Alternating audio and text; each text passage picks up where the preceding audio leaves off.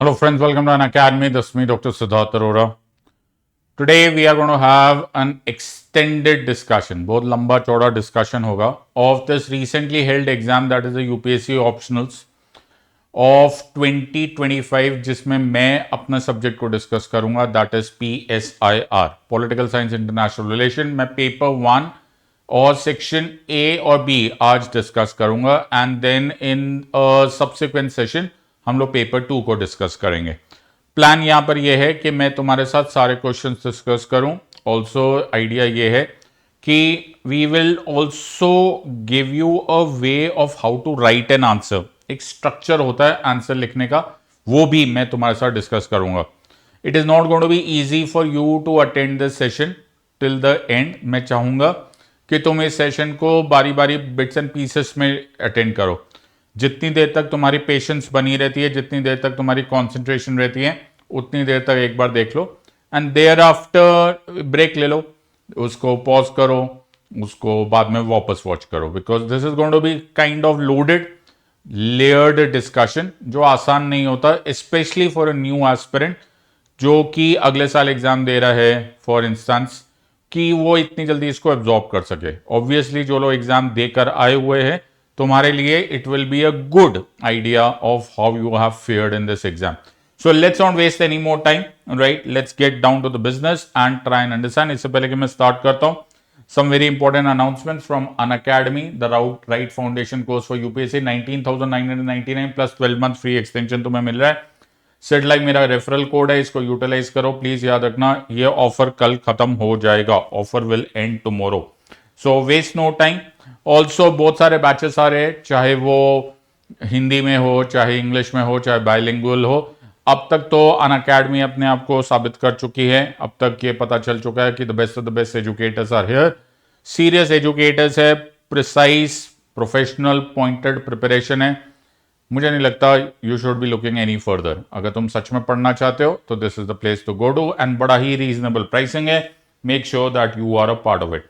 As I told you, बड़ा major offer है and that is a CSC sure offer in the sense कि अगर तुम्हारी preparation इस तरह से है और तुमने 2 साल की प्रिपरेशन के लिए हमारे को ज्वाइन किया हुआ है and you manage to clear your prelims, then mains की पूरा का पूरा हेडेक ए, obviously certain terms and conditions, लेकिन वो एसेंशियली अनअकैडमी के हवाले हो जाएगा। What more can you want? Never forget the code SIDLIVE, SIDLIVE, ये मेरा रेफरल कोड है। Make sure that you join this.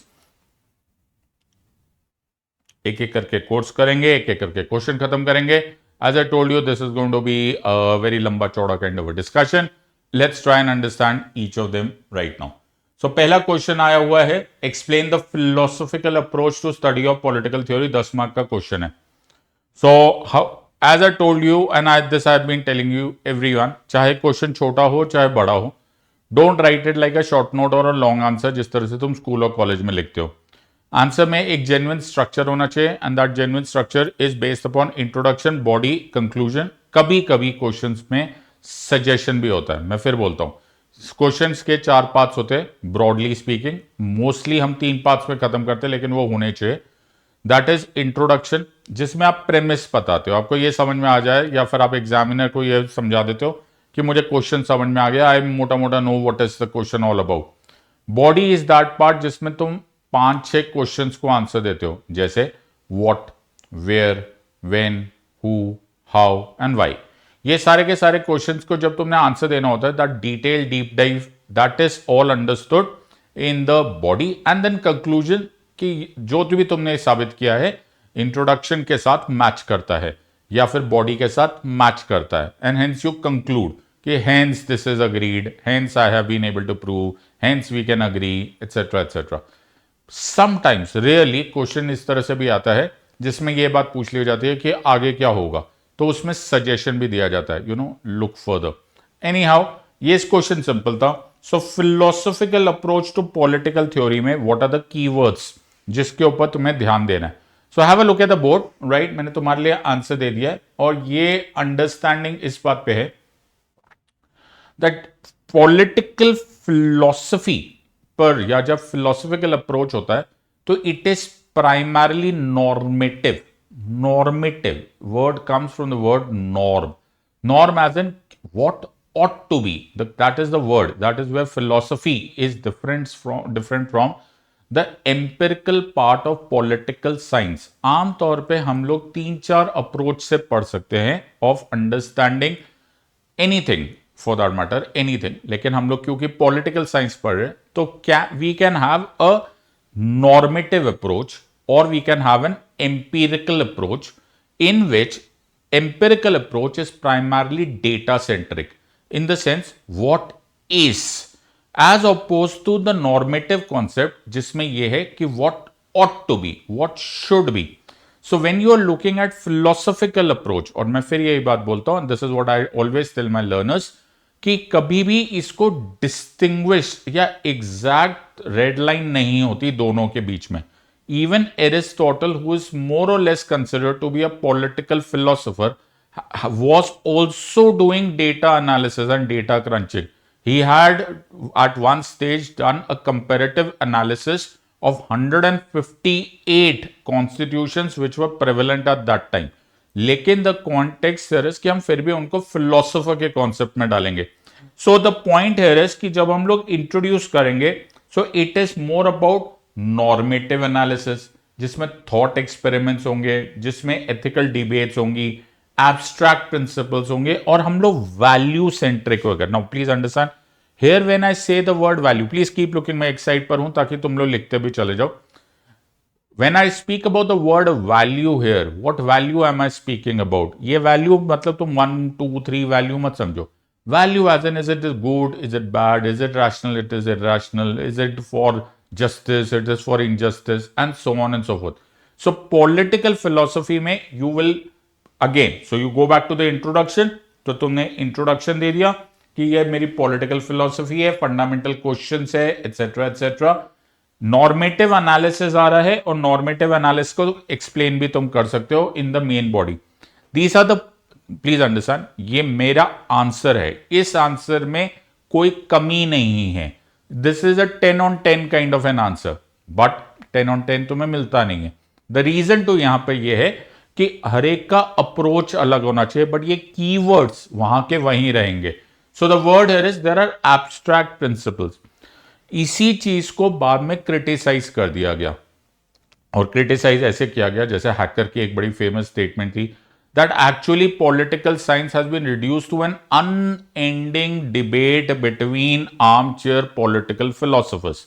European school of thought primarily जो था वो पॉलिटिकल फिलोसफी सेंट्रिक था.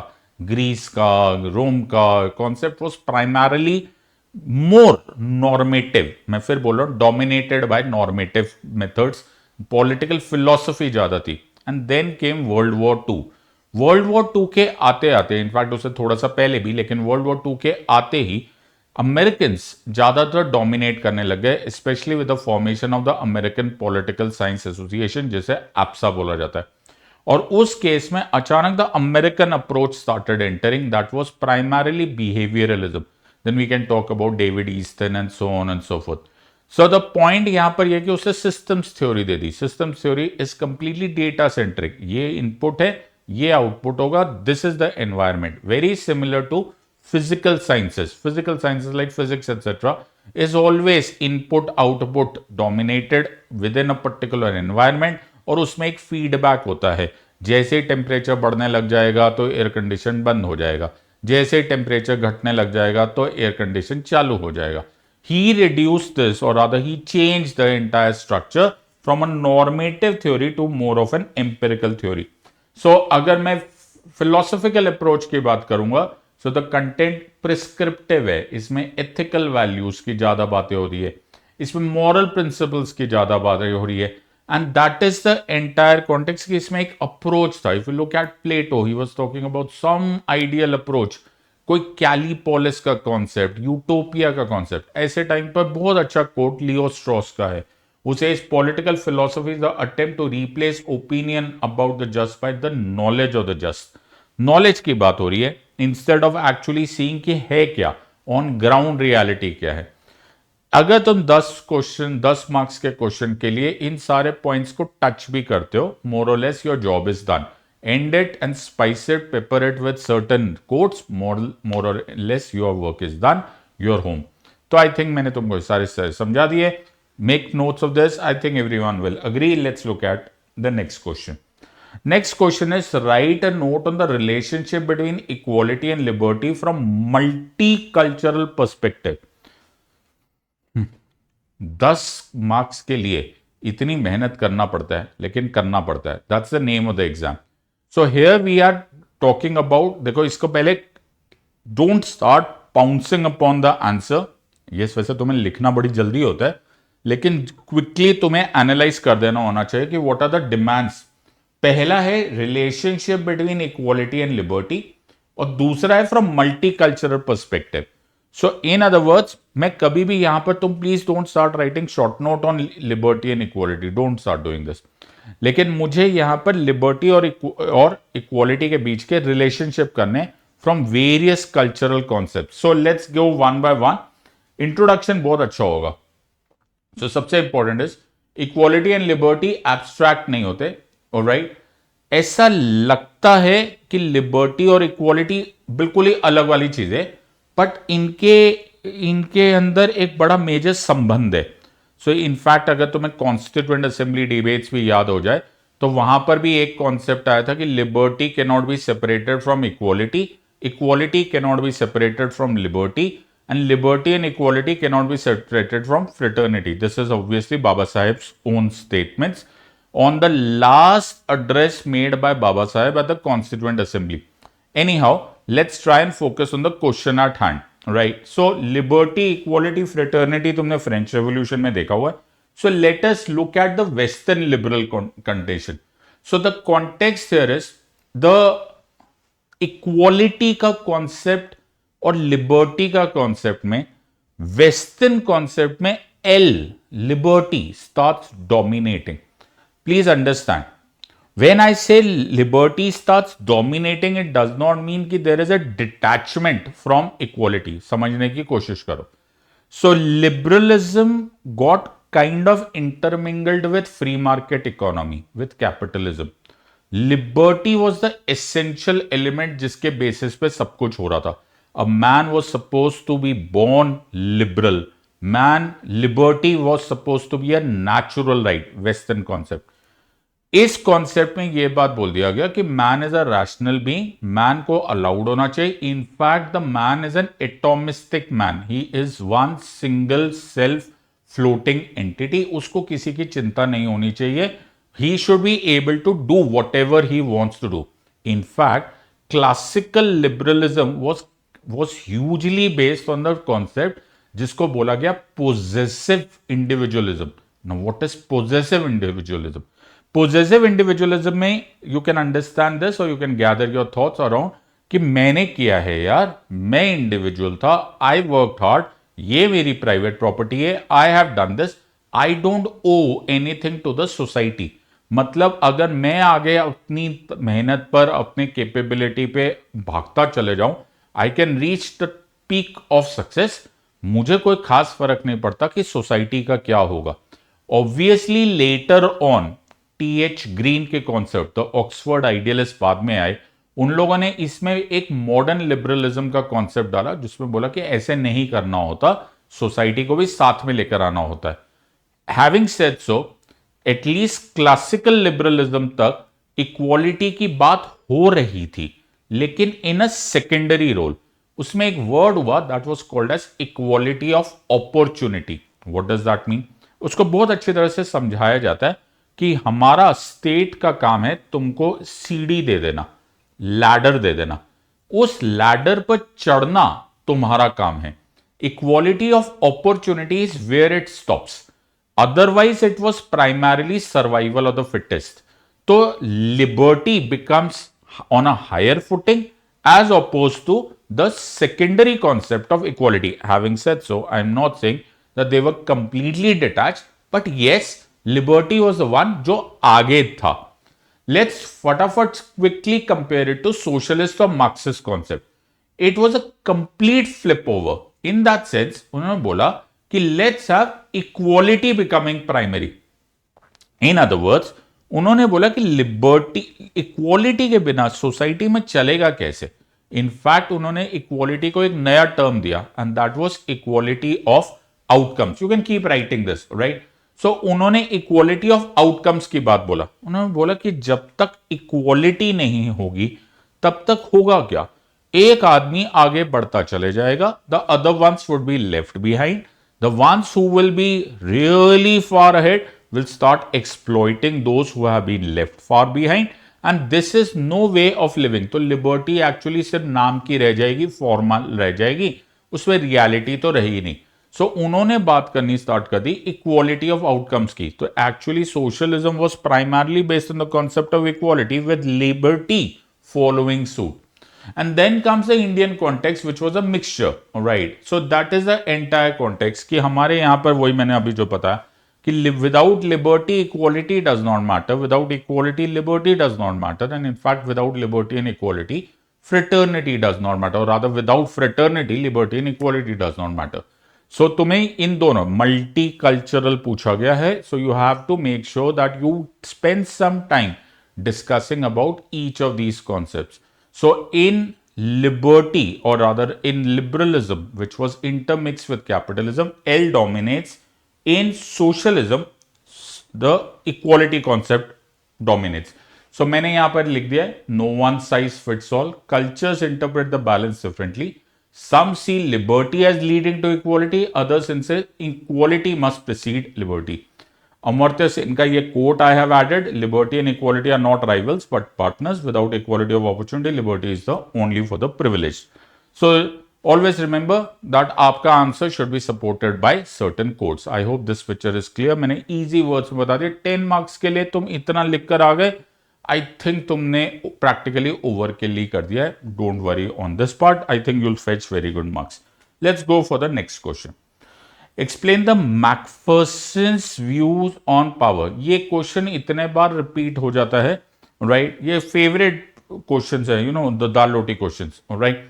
सो कीप राइटिंग, ओके. मैं तुम्हारे लिए यहां पर लिखा हुआ है, so that, and this is not the entire context, this is the entire context with your written answers also, ताकि तुम नोट्स बनाओ. सो मैंने यहां पर बोला, आमतौर पे हम लोग पावर को डोमिनेशन वर्ड से इंट्रोड्यूस करते कि देयर इज अ डोमिनेशन, कोई किसी पर डोमिनेट करता है. Macpherson said no, let's not think only in terms of domination. Macpherson speaks about capacity. He said there is a capacity in that sense कि हम लोग आमतौर पे डोमिनेटेड और डोमिनेटर के बीच में जीरो सम गेम खेलते हैं in terms of power. Macpherson says, don't say it in those terms. There can also be a shared power concept.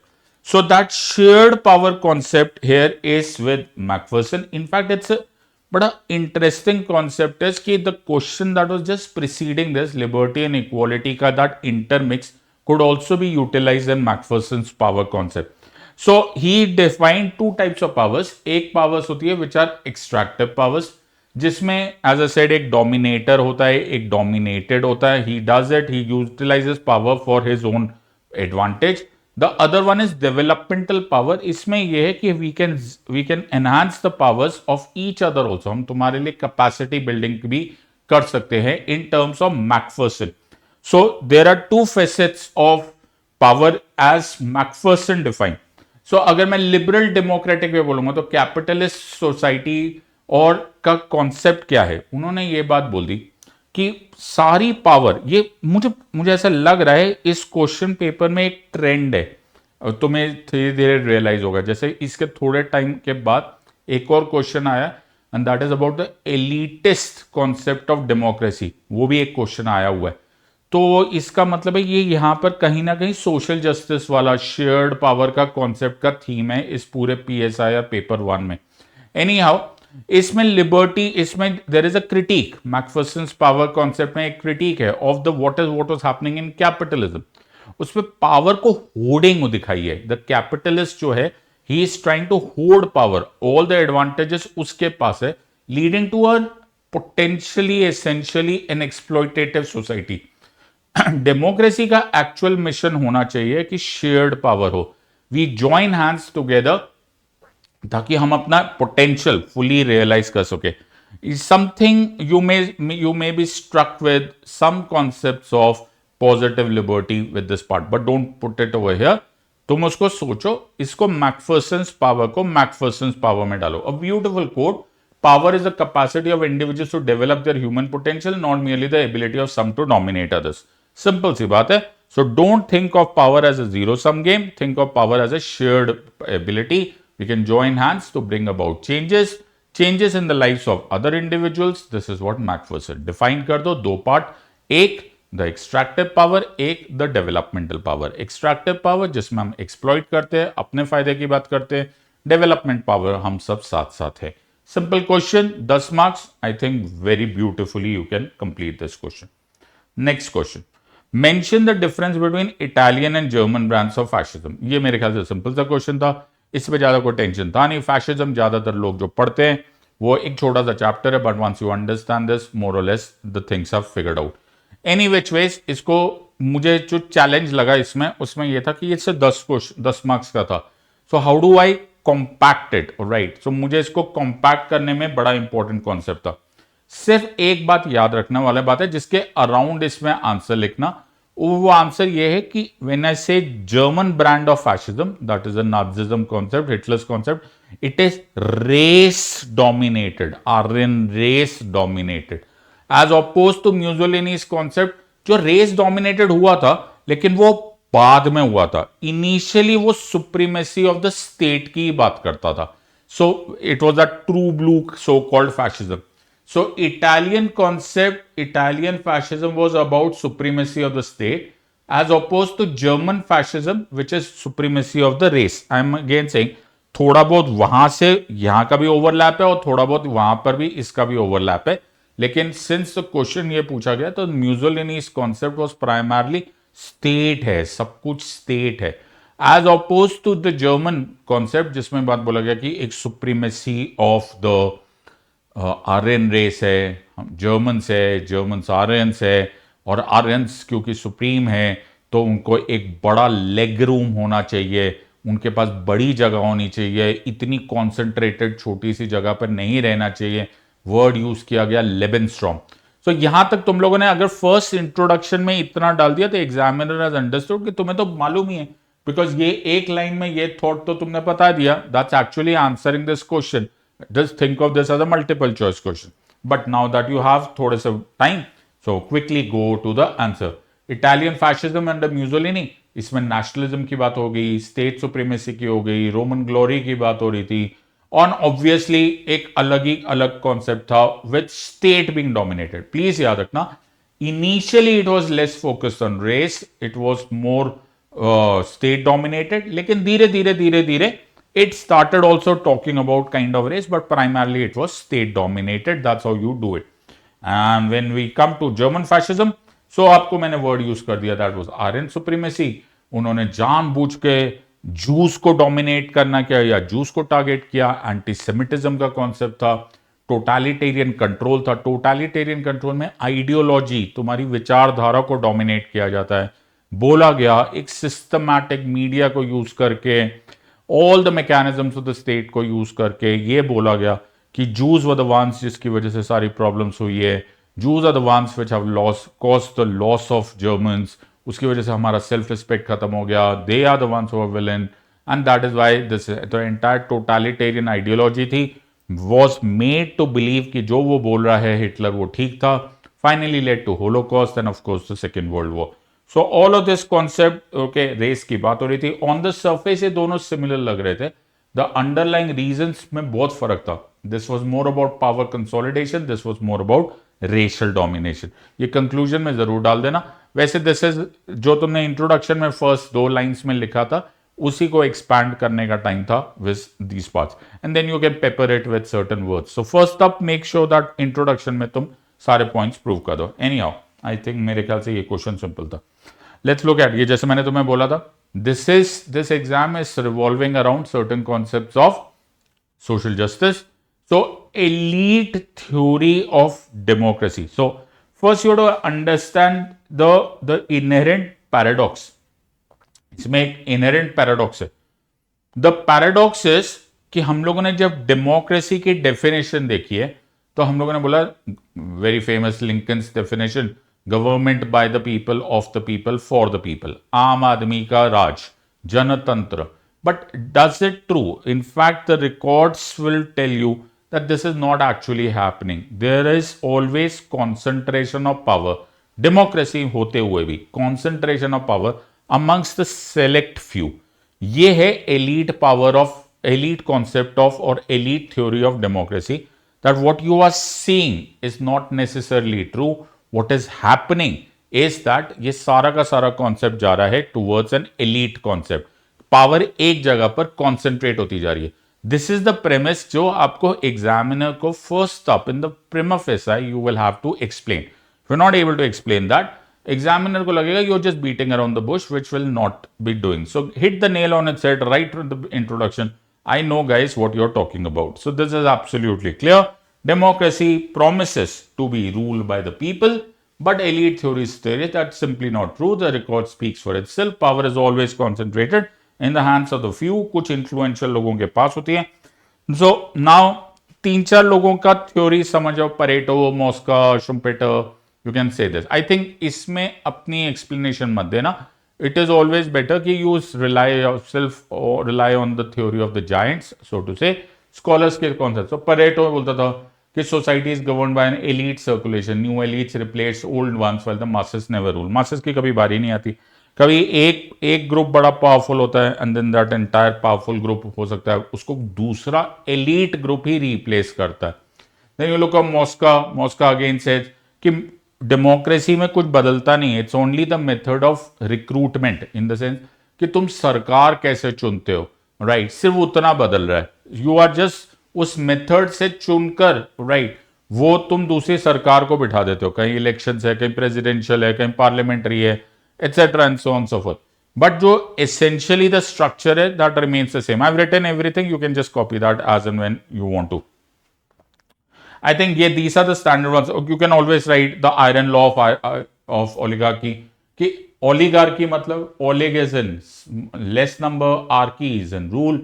कि actually जो सारा का सारा contest है वो फिर से किसी essentially कुछ ही लोगों के हाथ में पावर सत्ता होती है. So that is the iron law. तुमको लगता है power is dissipated amongst masses, ऐसा कभी नहीं होता. Similarly, if you go to Schumpeter, तो उसमें भी यही बात बोली गई है दैट डेमोक्रेसी इज एक्चुअली, सिर्फ आपको ऐसा लग रहा है that you are ruling just because आप लोग इलेक्ट कर रहे हो, बट एक्चुअली आपको सिर्फ ये हो रहा है कि एक ग्रुप ऑफ मासेस, एक एलीट, एक पावरफुल, एक सत्ताधारी, एक ताकतवर आदमी या ग्रुप को इलेक्ट कर रहा है. वो फिर पावर वहां से निकलती है और दूसरे के पास चली जाती है. जो मेंटली तुम ये सोच रहे हो कि मैं पावरफुल हूं क्योंकि मैंने ग्रुप ए को चूज कर लिया, it is nothing.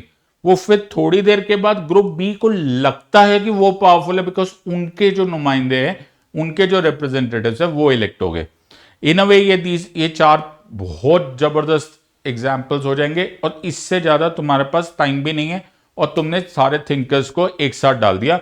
I guess that should be more than enough. अगर कंक्लूजन डालना भी है तो तुम बोल सकते हो elite theory punches the romantic notion of people's rule. Democracy relying on its own governments end up being ruled by elites legitimized by election. So the only thing जो हम लोग डेमोक्रेसी में खुशी हो जाती है, हम ये बोलते हैं कि हमने चुना है. The government is being elected by a free, fair, regular election. But essentially it is still वही है, okay, पावर की गेम है. And power always goes towards a few influential people, the elites जिनको बोला जाता है. So let's look at the next question. मेरे ख्याल से मैं तुम्हें सारे समझा भी पा रहा हूँ, right? It's almost going like a class में discussion के साथ साथ कर रहा हूँ, so you can understand this. So what is a Marxist and liberal approach towards the state? On what grounds a theoretical difference between them are premise? Explain. So liberal और Marxist का concept, essentially liberal और Marxist का concept right to opposite sides of the pole है, right. So वो कुछ अलग ही concept है. लिबरल्स वुड बी बिलीविंग, अगर हम लोग एसेंशियली लिबरल्स को माने तो लिबरल से state is necessary evil. Classical liberals तो ये बोलते थे कि स्टेट होना जरूरी है बट स्टेट का काम is only a necessary evil. ये क्लासिकल लिबरल्स बोलते थे. इन द सेंस कि स्टेट का काम है to ensure certain natural rights हमको मिले, जिसमें लाइफ, लिबर्टी, प्रॉपर्टी की बात लॉकी करता था. We are going towards Locke, कुछ लोग उसे लॉक बोलते हैं, either ways anyhow. So John Locke या जॉन लॉकी का कॉन्सेप्ट जो था वॉज बेस्ड अपॉन दिस कि स्टेट होना चाहिए, बट उसका नेसेसरी इविल वाला कॉन्सेप्ट है. उसका काम है कि मेरे नेचुरल राइट्स को वो प्रोटेक्ट करके रखेंगे. Fair enough. As oppose to that Marx बोलता है, कैसी बातें कर रहे हो, स्टेट जो है वो एजेंट ऑफ द बुर्जुआ है. He is the agent of the, it is the agent of the capitalist class. Capitalist वो है जिसके पास फैक्टर्स ऑफ प्रोडक्शन है, जिसके पास पैसा है, और वो डोमिनेट करता है, वो एक्सप्लॉइट करता है प्रोलेटेरिएट को. प्रोलेटेरिएट एज इन जिनके पास प्रॉपर्टी नहीं है, जो मजदूर है, जो अपना लेबर सेल करके, अपना मेहनत सेल करके अपना रख रखाव करते हैं, अपना खाना पीना करते हैं. और जो स्टेट है वो जानबूझ के वैसी पॉलिसीज बनाता है, वैसे लॉ बनाता है और डिफेंड करता है उसी कैपिटलिस्ट को, उसी बुर्जुआ को. सो इन अ वे स्टेट जो है it is brother in arms और the brother in crime with the capitalist. तो स्टेट का होना अपने आप में एक्सप्लॉइटेशन है. So we want to do a violent overthrow of the state by a violent revolution. तो एक ऐसी दुनिया जरूर बनेगी जब स्टेटलेस, क्लासलेस सोसाइटी होगी.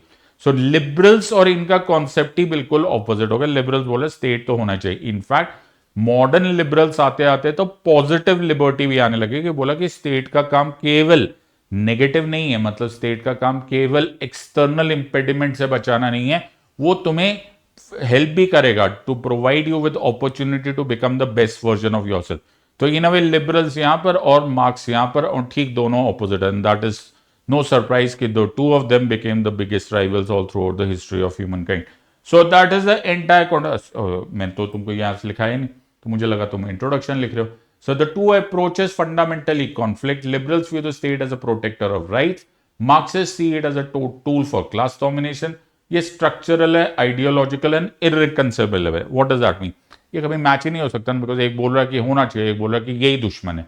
सो ऑटोमेटिकली तो ये तुम्हारे प्रेमिस में essentially should come first up, absolutely clear. Examiner should understand भाई स्टूडेंट को सब आता है, ही इज एब्सोल्युटली क्लियर, उसको पता है क्या बातें हो रही. रेस्ट ऑफ इट पे तो उसमें you are going to spice it up with certain facts.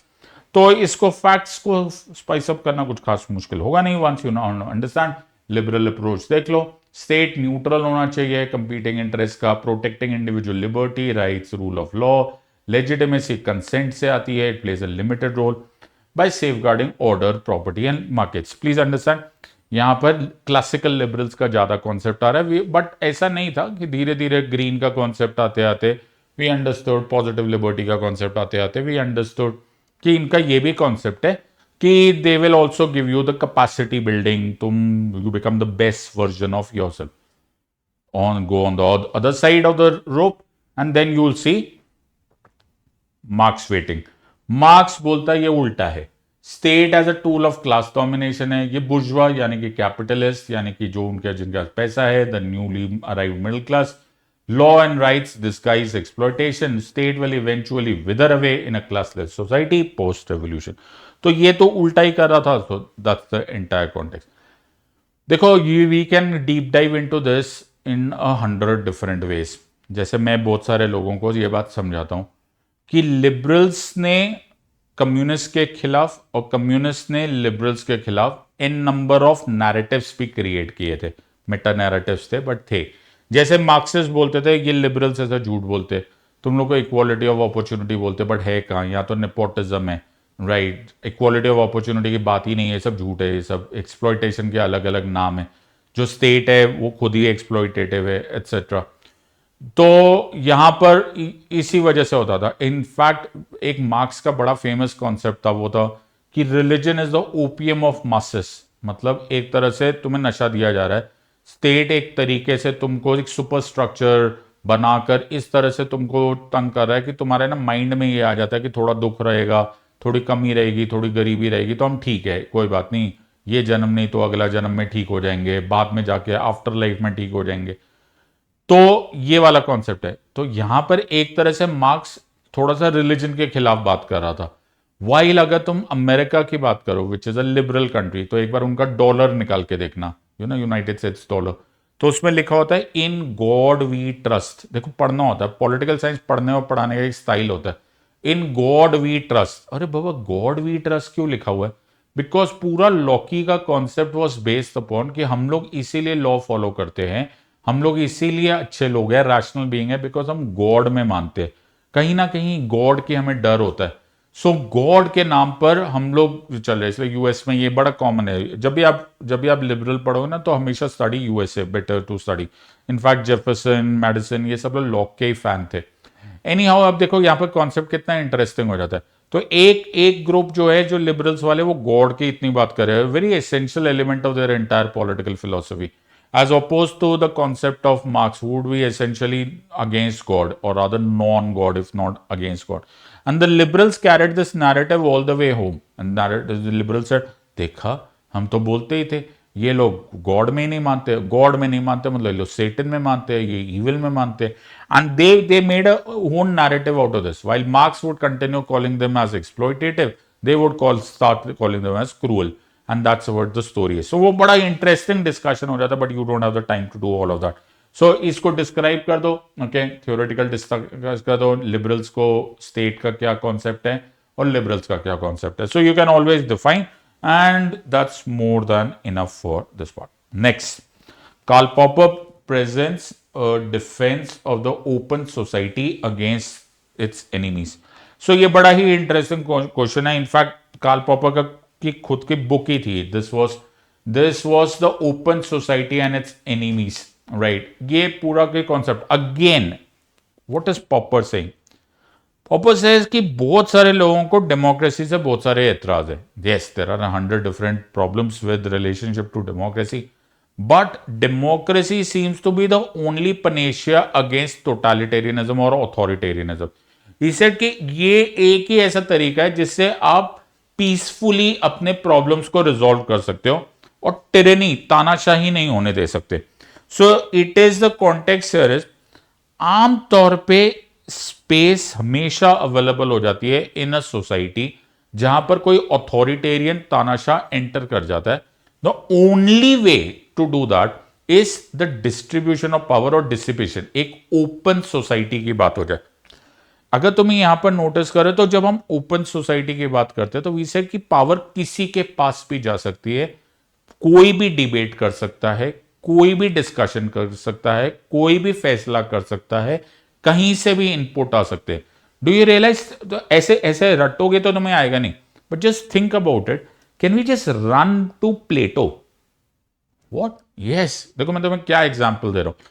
Can we run to Plato? Plato was essentially saying कि 3 तरह के लोग होते हैं, एक मैन ऑफ गोल्ड, एक मैन ऑफ सिल्वर, एक मैन ऑफ कॉपर। कॉपर जो है वो प्रोड्यूसर क्लास है, या ब्रॉन्ज बोलता था, ओके, वो प्रोड्यूसर क्लास। तुम काम करो, राइट। मैन ऑफ स्पिरिट यानी कि जो सिल्वर वाले, वो तुम प्रोटेक्ट करो, और सोचने का काम, फैसला करने का काम मैन ऑफ गोल्ड करेंगे। Don't you think it is making a society a close society? So essentially you are opening the space for an authoritarian to enter in the name कि मैं तो मैन ऑफ गोल्ड हूं, मैं फैसला करूंगा, I am the philosopher king. So a society is grounded in critical thinking, freedom, non-violent reform, totalitarian ideology से अलग रहो, fascism, communism सब अलग अलग हो जाएगा। So it is the concept है। मार्क्स क्या करता था? What was Marx doing? Right? He was using history selectively and said, देखो मैंने बोला था ना कि पहले स्लेव्स को डोमिनेट किया गया, फिर सर्फडम आया, फिर कैपिटलिस्ट आया, हर टाइम कंट्रोवर्सी हो रही है, हर टाइम किसी ना किसी तरह का एक्सप्लॉयटेशन हो रहा है। ये जो essentially describing every event on from the lens of history, इसको हिस्टोरिसिज्म बोलते हैं। इससे होता क्या है कि तुम नया नहीं सोच सकते, you can not think out of the box. So this is the concept which Popper was completely against. He said कि अगर आप ऐसे सोचने लग जाओ तो फिर तो हिस्ट्री ऐसा, मतलब जिस तरह से एक सर्कल रिपीट होता जाएगा वैसा ही होता चला जाएगा, ऐसा नहीं होता। So don't always go into a close society, you will always have new world coming. होता है, बहुत सारी चीजें ह्यूमन फैक्टर्स में सेम होती है, लेकिन new things are coming. So democracy को अलाउ किया जाए, right, peaceful removal of ineffective leaders rather than electing the ideal ones. कुछ याद आ रहा होगा तुम्हें। So if you notice, philosopher king का कॉन्सेप्ट, फिलोसोफर किंग के कॉन्सेप्ट में प्लेटो ने एसेंशियली एक हमें खुद ही प्री डिटरमिनेड बोला कि तुम्हारी सोल ही ऐसी है, तुम्हारी आत्मा ही ऐसी है, तुम्हारे सोल में ही रैशनल बीइंग कम है, तो तुम राजा बन ही नहीं सकते। हु इज टू से कि कौन राजा बनेगा और राजा नहीं बनेगा? This opens the way to a totalitarian regime. थोड़ा सा इसको देखो, इसको मिसयूज करने के कितने इजी चांसेस है। मैं ही फ्यूरर हूं, मैं ही हिटलर हूं, मैंने जो बोला वही सही है। Totalitarianism will, authoritarianism will inevitably ensue अगर तुम एक क्लोज सोसाइटी बनाते हो। So beautiful quote, an open society lives by criticism, choice and reform. A closed society lives by dogma, control and violence. What a beautiful way. So Popper का concept of an open society, देखो बहुत सारे एतराज होते हैं लोगों को democracy से कि यार ये क्यों हो रहा है, स्लो क्यों हो रहा है, इतना डिबेट्स क्यों है, but we don't have a better option than this one. Let's look at the next question. ये क्वेश्चन आना ही जरूरी होता है. Rawls is an essential part of this exam. Explain how Rawls used a liberal and egalitarian perspective to develop his concept of distributive justice. So John Rawls के concept was completely based upon distributive justice. So please first of all इसको ना ऐसे मत समझना कि he left on liberalism, या फिर ये बात बोल दिया जाएगा कि मतलब ऐसा ना लगे कि रॉल्स ये बात बोल रहा है कि let the state take care of all the resources, जो ऐसा इन वन शॉट लगता है, बट ऐसा है नहीं. Also he is not saying कि you are not free to lead your life the way you want to, या you want to be successful, तुम करो. So Rawls did not forsake liberalism, he redefined it. तो उससे liberal emphasis को egalitarian insistence of fairness पे बोला.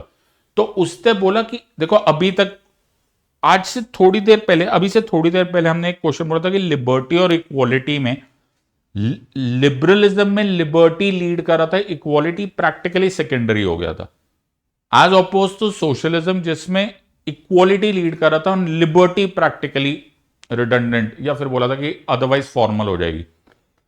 Rawls was one जिसने इन दोनों को मिक्स करने की कोशिश की by the name of what is called as the difference principle. He said अलग करना जरूर अलाउड है. ये क्या बात हुई? इक्वालिटी में अलग करना अलाउड है? यस. बोला थोड़ा बहुत डिफरेंशिएशन अलाउड है, provided it helps the least disadvantage person. कुछ कुछ तुम्हें जॉन रॉल्स को पढ़ते टाइम में तुम्हें गांधी जी का तलिस्मान सुनाई देता होगा. व्हेन गांधी जी का तलिस्मान जो तुम्हारे एनसीईआरटी बुक्स में स्टार्टिंग में लिखा होता है, उसमें यह लिखा होता है कि whenever I am in doubt as to what to do and what not to do, I keep in my perspective that man on the road who is the most disadvantaged. If by doing what I want to do is advantageous to that disadvantage, the most disadvantaged person, I will do it. So that is what is the entire, उसी को इसने difference principle ने बोला. So इसमें बोला inequalities are allowed only when it is benefiting the least and advantage, or the least advantage rather, least advantage as disadvantage, either ways. So दोनों concept को देख लेते हैं. पहले हम देख लेते हैं कि ये लिबरली इसको कैसे मानते हैं. सो ही सेड कि डिमांड्स होगा equal basic liberties for all, freedom of thought भी होना चाहिए, कॉन्शियस भी होना चाहिए, association. Here you don't think any difference, कुछ है ही नहीं, ये तो लिबर्टी की बात ही हो रही है. So liberty is non negotiable, lexical priority, states remains impartial, safeguarding individual autonomy. You don't distinguish anything, कोई फर्क थोड़ा ना, यही तो लिबर्टी है. So Rawls was a liberal by all means, but now see the interesting play of liberty and equality. What a beautiful concept, and suddenly, and that is why he was so acclaimed. United States presidential medal receiving the egalitarian thread was that liberty alone is insufficient. Without equality, liberty is unsustainable. Privilege will disguise as freedom. तो यहां पर उसने वो difference principle डाला. Inequalities are justifiable only if they benefit the least advantage. Equality of opportunity is essential. Inherited privilege must not dictate fate. Simple. तो तुम्हारा distributive justice का concept आया. What was Rawls theory? So it is a beautiful concept, right? अब इसका मतलब क्या है? इसका मतलब है कि मैं ऐसे सिचुएशन में मैं लॉ बना रहा हूं. अब मैं अगर लॉ बना रहा हूं या मैं पॉलिसी बना रहा हूं, तो मैं पॉलिसी इस तरह से बनाऊंगा जिससे मेरे को फायदा होगा नहीं. तो मुझे ऐसे बनाना चाहिए एज इफ मेरे चेहरे पर एक वेल ऑफ इग्नोरेंस है, मैं ओरिजिनल पोजीशन में वेल ऑफ इग्नोरेंस हूं, मुझे पता ही नहीं है कि मैं कौन सी पोजीशन में हूं, which is obviously a kind of an hypothetical structure, but the idea is कि मैं I will not be essentially dealing with मेरी आइडेंटिटी क्या है, क्लास क्या है, मैं ऐसे सोचता हूं कि मेरी सोसाइटी में मेरी पोजीशन या मेरे चाहने वालों की पोजीशन क्या है. The result will be a social contract that balances liberty with distributive justice. Keyword distributive justice.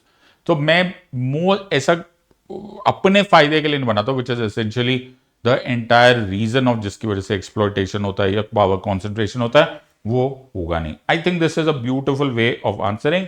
और इसका conclusion Rawls contends that distributive justice not about eradicating differences but also about structuring inequalities to benefit everyone, particularly the least advantage. और ये भी एक liberal approach है, ये fundamental है, लेकिन साथ में इगैलिटेरियन फेयरनेस भी है. Beautiful answer. आई थिंक तुम नोटिस करो there is a theme going on to this entire exam, right, और उसी के कॉन्टेक्स्ट में आ जाते हैं.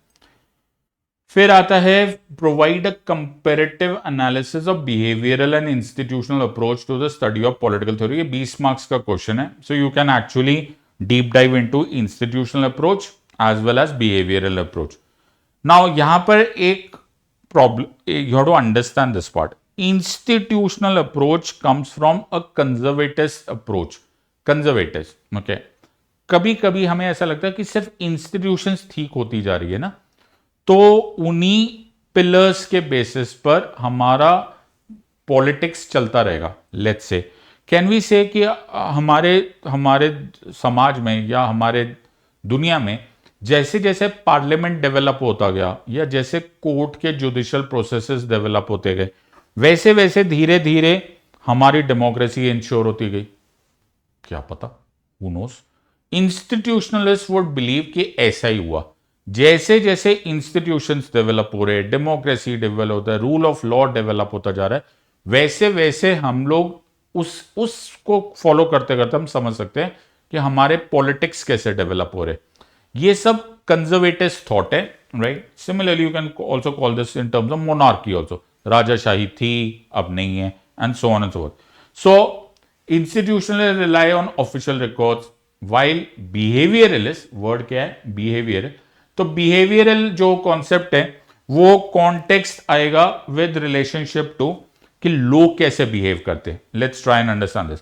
तो उसमें क्या होगा, formal structures, constitution, legislature, executive, judiciary, ये सारे, इसमें ज्यादातर लीगल अप्रोच होगा, डिस्क्रिप्टिव होगा, हिस्टोरिकल होगा.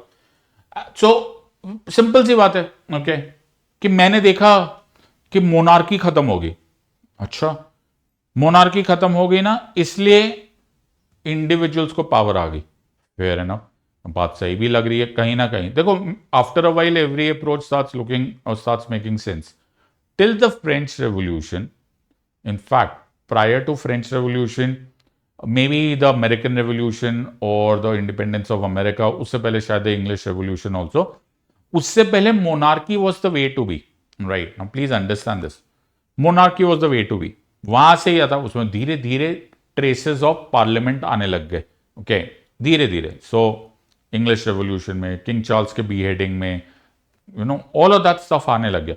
तो क्या मैं सिर्फ ये देखते हुए चल सकता हूं? अगर मैं सिर्फ ये देखते चल सकता हूं तो मुझे जिंदगी में कुछ और करने की जरूरत नहीं. I just have to go back into history, open the books. मैं ये देखना चाहूंगा कि पहला पार्लियामेंट कब बना, पहली बार पार्लियामेंट्री लॉ कब बना, पहली बार मोनार्की कब खत्म हो गई, and so on and so fourth. Now the point here is कि it is completely detaching from the concept of an individual's behavior. हम individual's behavior के concept को देख ही नहीं रहे, हम लोगों को देख ही नहीं रहे. Interestingly, क्या हम can we detach people's behavior from the concept of what is happening in politics? That is what behavioralists would say. बोलेंगे ऐसा नहीं होता. Okay, let's look at individuals and group behaviors also. और फिर हम उनके वोटिंग पैटर्न्स देखते हैं, उनका कल्चर देखते हैं, और ये बड़े इजीली समझ में आता है. Okay, at least the behaviouralist would believe. ये अप्रोच स्टार्ट होने लग गया ज्यादातर जब आपसा स्टार्ट हो गया. अमेरिकन पॉलिटिकल साइंस एसोसिएशन ने काम करना स्टार्ट किया. David Easton etcetera people started coming into the picture and they started talking about data. बोले ये मत बोलो कि पार्लियामेंट आ गया तो लाइफ चेंज हो गई. लेट अस सी कि कितना वोटिंग परसेंटेज हुआ, कितना ऑब्जेक्टिव मीटरिंग हुआ. Everything can be understood in the terms of data, census, survey etcetera etcetera. तो वहां से हमको यह बात पता चल जाएगा रादर देन एनीथिंग. तो एक तरफ पर है कि तुम बातें कर रहे हो ऑफ इंस्टीट्यूशंस, हिस्ट्री, कॉन्टेक्स्ट, एक तरफ पे तुम डेटा की बातें कर रहे हो. दोनों तरफ से you should not be going too much into detail. In fact David Easton ही खुद ही लेटर ऑन अपने ही बिहेवियरलिज्म वाले कॉन्सेप्ट, अपने ही सिस्टम्स अप्रोच को इग्नोर करने लग गया था और उसने ये बात बोला था क्रेडो ऑफ रेलेवेंस रहो, बिकॉज ये वल्गर हो गया था. ये ज्यादा ही नंबर सब कुछ we can not jotted down to arithmetics. Anyhow हमको इन दोनों को मैच करना है and we have to come to a conclusion. So institutionalists जो होंगे they will have official records, behavioralize, prioritize lived experiences, and that is the context here is that हमको इन दोनों को reconcile करना पड़ेगा जैसे कि रॉल्स बोलता था. So you can understand this here, तो you can deep dive जितना तुमको दिल कर रहा है. You can start shouting and because 20 marks भी है तुम you can actually start writing everything about behavioralism. Empirical ज्यादा है, डेटा ज्यादा है, ऑब्जेक्टिव ज्यादा है, एज अपोज टू इंस्टीट्यूशंस जो कि सिर्फ रिकॉर्ड्स की बात करते हैं, सिर्फ हिस्ट्री की बात करते हैं, सिर्फ कॉन्टेक्स्ट की बात करते हैं, जो हो गया सो हो गया पर बात करते हैं. इन दोनों को कॉन्ट्रास्ट करना है. It is a contrast question. You can go about and writing this part. Next question. State does the greatest harm to mankind by destroying individuality which lies at the root of all progress. Mahatma Gandhi. Elucidate. Now, I would say कि जब भी तुम इस question को answer दोगे, this we have discussed in our exam, in our classes also. So the idea is जब भी इस क्वेश्चन को आंसर दोगे ना, think about a very important word around which you will have to frame your answer, and that word is Swaraj. So you have to think in terms of Swaraj, which was the Gandhian concept of individual rule. Finally, सिर्फ individual rule की बात होनी चाहिए. कभी कभी ऐसा होता है कि स्टेट इतना ज्यादा डोमिनेटिंग हो जाता है, स्टेट ऑल एनकम्पसिंग हो जाता है, दैट उसके ही अंडर मेरी इंडिविजुअलिटी निखर नहीं पाती. I not able to get out of that state control. So Gandhi ji was giving a warning. He said unchecked the state stifles individual freedom. और ये हिस्टोरिकल एविडेंस हमको बड़ा clearly said true progress Gandhi asserts is achieved by empowering individual moral autonomy. Swaraj. Think about Swaraj. When the state suppresses individuality, inflicts profound harm on humanity. If you remember, marks की भी बात कुछ ऐसा ही था, but for a very different rule. एक बहुत अच्छा question होता है. वन ऑफ द प्लेसेस जहां पर Gandhi and marks kind of merge together is the formation of an eventual stateless classless society. लेकिन मार्क्स का completely different villainous concept था. It was a violent overthrow of the state.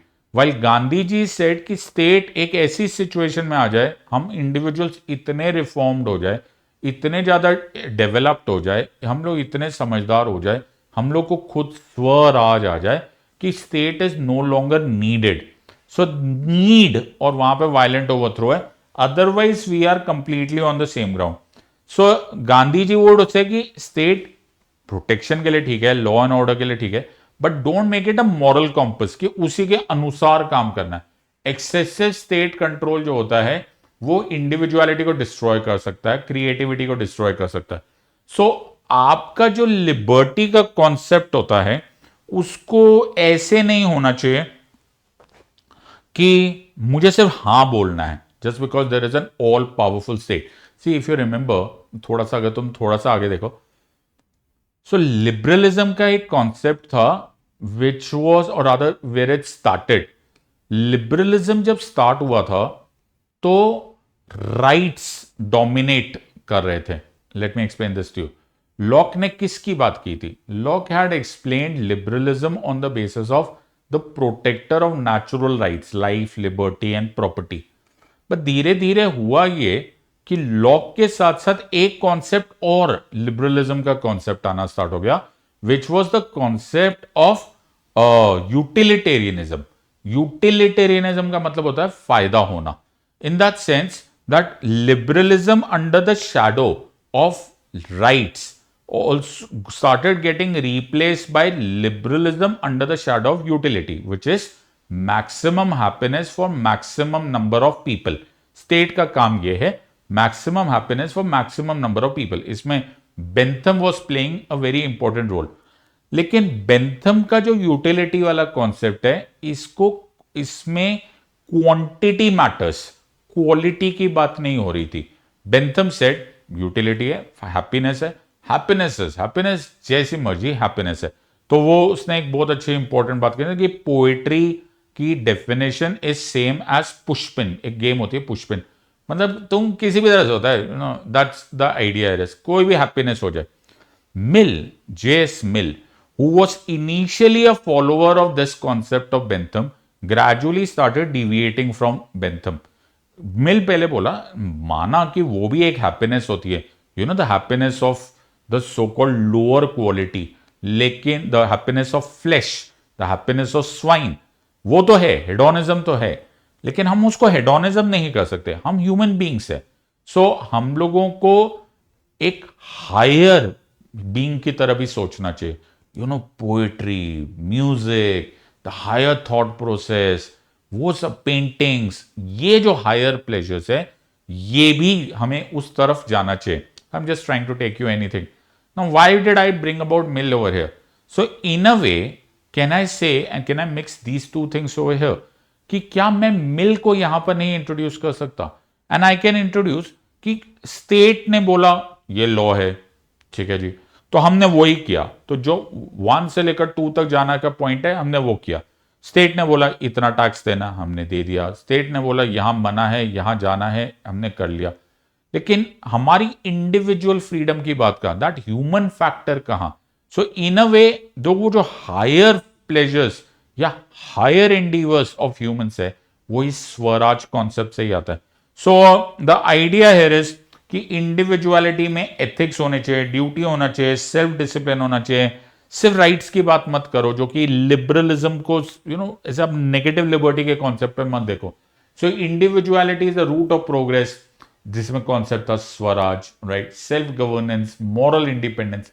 सिर्फ external control पे मत करो. Empower the individual to empower society. Decentralisation करो, village autonomy, self reliance, counteract the overwhelming force of the modern state. तो बहुत अच्छी line थी उसमें था, give power back to the people. What a beautiful thought.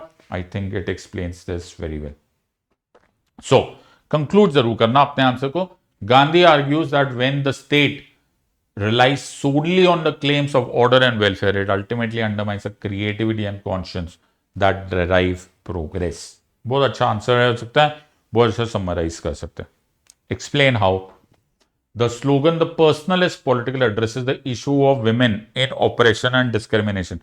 ये जो personalist political was the tagline of the second wave of feminism, right?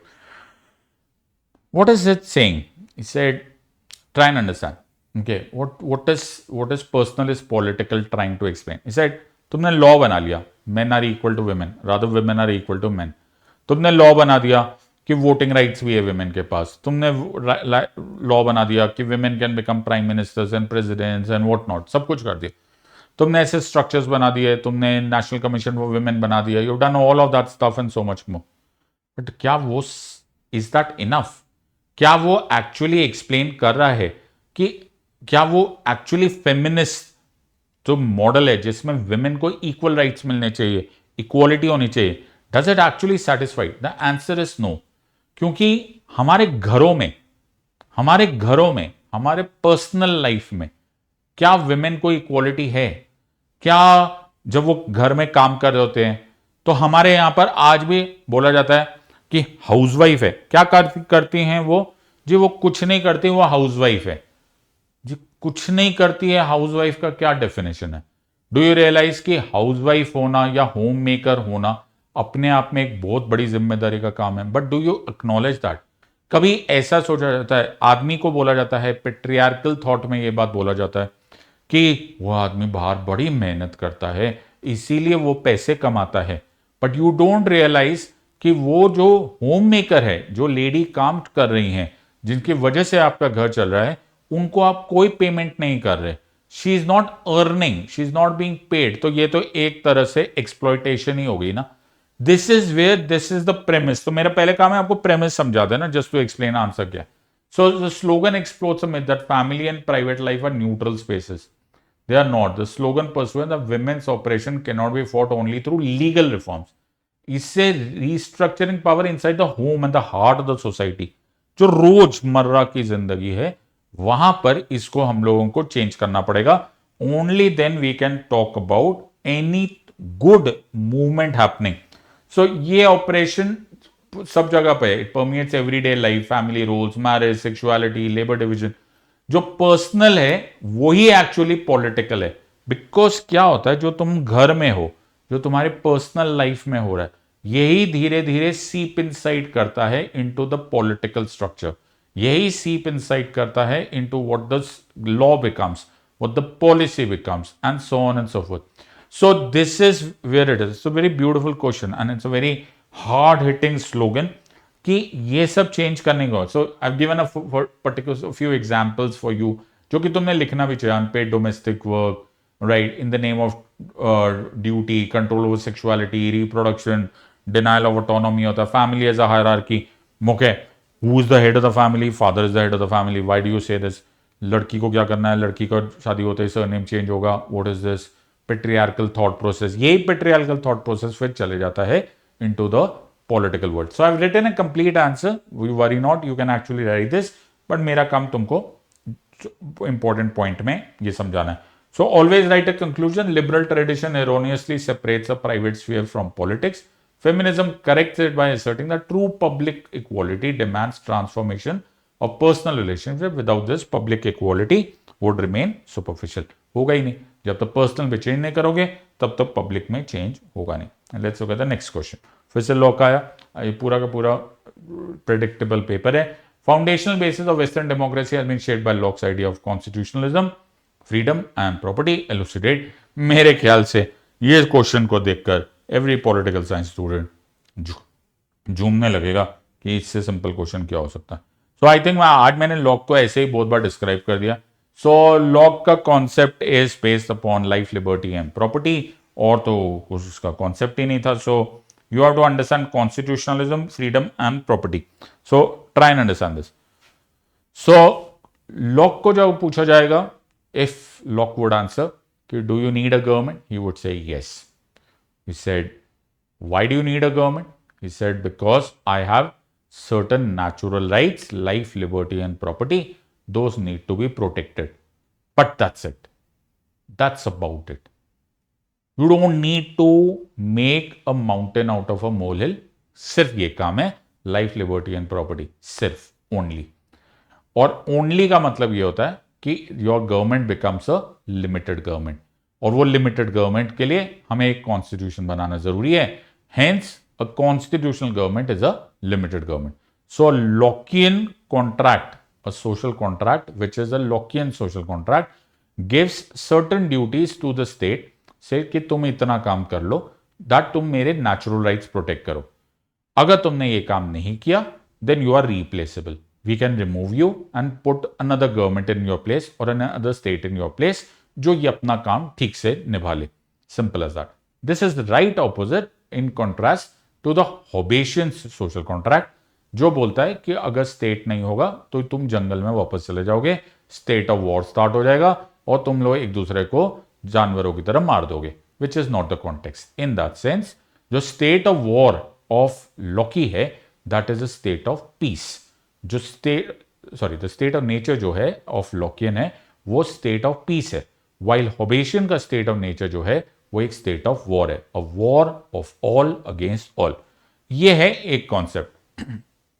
So the context there is, it is Locke stands as more than a philosopher. He is the foundational architect of liberal democracy. His principles permeate every constitution that claims freedom. He convinced the West that a legitimate state consent पे है, social contract पे है, rule of law पे है, protection of rights पे. Disregard these and democracy becomes factually unsustainable. So Lockean concept is the father of liberalism and that is the entire context. सो यहां पर consent होना जरूरी है, लॉ होना जरूरी है। एब्सोल्यूट स्टेट हम अलाउ नहीं करेंगे, हमें लीवाइथिन जो कि होबेशियन कॉन्सेप्ट है हम एक्सेप्ट नहीं करेंगे। The separation of powers is contemporary reflects is foundational design, तो कॉन्सेंट्रेशन ऑफ पावर नहीं होगी, कॉन्स्टिट्यूशनल गवर्नमेंट हमेशा लिमिटेड गवर्नमेंट होगी। Whenever you are thinking of Locke, always think United States of America, always think liberalism, because वही constitutional government है, वहां पर माना जाएगा सेपरेशन ऑफ पावर, वहीं पर दिखा, फंडामेंटल राइट्स की बात हुई, life, liberty and property and the pursuit of happiness उनके प्रियम्बल में, डिक्लेरेशन में लिखा हुआ है। All of that things come from Lockean concept. उसका रीजन ये था कि ये लिबर्टी का जो भी कॉन्सेप्ट और Thomas Jefferson and James Madison के fundamental rights are drawing heavily from Locke. Liberty as defined by Locke demands freedom from arbitrary power. Life and liberty are inherent, unalienable rights. Government instituted to protect them only. Democracy appears as majority rule. However, Locke articulates that no majority may infringe upon fundamental rights. Fundamental rights यहाँ पर है. What are fundamental rights? Rights are claims of citizens against the state. जहां पर negative injunction है, state you cannot grow beyond those points. तो ये इसके ऊपर तो तुम 200 मार्क्स का आंसर भी लिख दो तो भी ठीक है। But the context of Locke which are essentially requires a deep dive is that Locke was the man who actually essentially agreed कि private property is a natural right. In a way, he becomes a bourgeois thinker. He started justifying the thinking of the middle class. जिन्होंने बोला कि यार ये बात जरूरी है कि प्राइवेट प्रॉपर्टी पर मेरा पॉइंट है। Also he also said that property की definition would be different. Property would not be only resources of the nature, but उसमें मेरा लेबर आना बड़ा जरूरी है। तो resources plus labour becomes the property that has to be protected by the state. So property embodies life, liberty, estate. The government's foremost duty was to protect liberty or property. Economic freedom thus became the foundation of Western democratic liberalism, and that is why in more ways than one, Western liberalism और capitalism कहीं ना कहीं merge कर जाता है. So this is how you understand this part. So ये word आएगा Locke's constitutionalism, limited power, his liberty, concept, safeguard, individual rights, property, doctrine, etc. all of that merge कर दो. तो इसमें conclusion तो कुछ है नहीं, it's practically a long answer merged into one. Next is Hannah Arendt analyzed the few categories of vita activa, explained. दो तरह की जिंदगियां काटी जाती है actually according to Hannah Arendt. एक होती है जिसे बोला जाता है vita contemplativa. Contemplate is the root word. Contemplate is आप अपने विचारों में रहो, सोचो, प्लेटो, एरिस्टोटल, ख्याल रखो. Okay. The other one is vita activa, action, take action. Action includes speech also, but action के बिना Hannah Arendt would believe कि पॉलिटिकल स्फीयर में केवल सोचते रहने से कुछ नहीं होने वाला. You will have to take action. अगर आप सोचते हुए विचारों में ही चले जाओगे और पॉलिटिकल स्फीयर छोड़ दोगे तो एक दिन एक तानाशाह आएगा, एक टोटलिटेरियन आएगा और उस जगह पर वैक्यूम में बैठ जाएगा और फिर तुम कुछ भी नहीं कर पाओगे. So the important part is कि पॉलिटिकल स्फीयर को अगर essentially you want to change, then you should have a vita activa. Now wait. Action, vita activa, will again be divided into level 1, level 2 and level 3. Level 1, the lowest most level, is called as animal laborans. तुम ऐसे behave कर रहे हो जैसे तुम एक labour animal हो. तुम्हें भूख लगी थी इसीलिए तुमने काम किया. तुम्हें ऑफिस EMI भरना था, तुम ऑफिस चले गए. You have nothing else in your mind. This is how you are running the show. So तुम्हारी सैलरी आ गई, you are on cloud 9. Next day you are again starting your work all over again. Fair enough. The next one is the level 2, slightly above that, is called as homo feber. Homo feber says कि yes, मुझे survive भी करना है, but मैं कुछ तो भविष्य के लिए भी क्रिएट कर रहा हूं. I am leaving something for posterity. So let's say an architect. An architect is also building a bridge, and that bridge may be remembered for generations to come. वो लोगों के काम आएगा. So you're building something. You're slightly becoming more human-like. And the third and the highest is called as Zoon Politikon. Zoon Politikon says that you are a political being. तुम लोगों को inspire कर रहे हो, मोटिवेट कर रहे हो, lead कर रहे हो. Remember Mahatma Gandhi, for instance, Martin Luther King, Nelson Mandela. This is the highest zone of people that should be there. लो, मैंने तो तुम्हें आंसर ही बता दिया without showing the answer. So Hannah Arendt distinctly separates the active life, vita activa, from purely contemplative existence. She asserts that politics is fundamentally anchored in action, not withdrawal. Arendt convincingly argues that while labor sustains life, work constructs our world. So एक explanation है, ये actually मैंने अपनी class में समझाया था, तो मैंने ऐसे ही बनाया था, तो you can understand this. Vita contemplativa is primarily thought. Okay, I don't care. As opposed to action, जिसमें from नीचे से, ये उल्टा ही हो गया एक्चुअली, इसका आप इसको नीचे से ऊपर ले जाओ. Okay, so you can understand this. You don't want to have only labour. तो तीन ये तो हाईएस्ट इज जून पॉलिटिकॉन. ये पिनेकल ऑफ एक्टिविटी है, पब्लिक एक्शन, डिस्कोर्सेस. इसमें एक्सक्लूसिवली ह्यूमन. एनिमल्स का भी पॉलिटिक्स थोड़ा करेंगे, वो थोड़ा लीड करते, वो थोड़ा मोटिवेट करते. This is where we want. तो हम लोग कहते हैं फ्रीडम पर, डाइवर्सिटी पर, कलेक्टिवली एक्टिंग इन पब्लिक. ये इंपॉर्टेंट कॉन्सेप्ट यहां पर होता है. लेवल 2 मैंने तुम्हें लेवल 1 से 2 3 पे किया, तुम उसको 3 2 1 समझ लो. वर्क, होमोफीवर, क्रिएटिव एंडीवर भी आया है इसमें. थोड़ा बहुत काम भी है, तुम कुछ छोड़ के भी चले जाओगे, कुछ तो बना के जा रहे हो. That is the entire. थोड़ा तो डोमिनेशन ऑन, तुम नेचुरल रिसोर्स, नेचर में आए, नेचर में चले गए, कुछ तो बना के जाओ, क्रिएटेड. एंड तुम बिल्कुल ही नीचे हो, दैट इज लेबर कर रहे हो, then it is animal laborans. तो ये है गया labour. Level 2 is action, level up is work. वो वर्क है एक्चुअली. वर्क इज दैट जहां से दुनिया बदलती है. Zoon politikon. So why is this so important? Because everyone, each of us, that we should aspire to do something bigger. हम higher human बने, जून पॉलिटिकॉन बने, हम लोगों को लीड करे, मोटिवेट करे, and so on and so forth. Everything is derived from this part. So conclusion में ऐसे ही होगा. अगर ऐसा नहीं होगा तो कोई और आ जाएगा, फिर टोटलिटेरियन रेजिम. हैना अरेंट का कॉन्सेप्ट समझने के लिए तुम्हें नाजिज्म समझना पड़ेगा. हैना aren't was explaining everything, all a theories in the light of what Führer did, और व्हाट फ्यूरर बोलता था वो अपने आप को. Okay, what Hitler did, what the Nazis did. उन्होंने सब लोगों को इसी जगह पर पॉलिटिकल स्फीयर से दूर कर दिया. बोला हटो हटो हटो, जो हम बोलेंगे वो करना है. We will have total control, hence the word totalitarian. Total control on who will decide, कौन पॉलिटिक्स में आएगा, कौन मीडिया में आएगा, क्या आइडियोलॉजी होगी. Everything was based upon that, and that is why the entire context. Do you think that legitimacy acquired by consent or manufactured by indoctrination is an essential element in the maintenance of political rule? Justify your answer with relevant examples.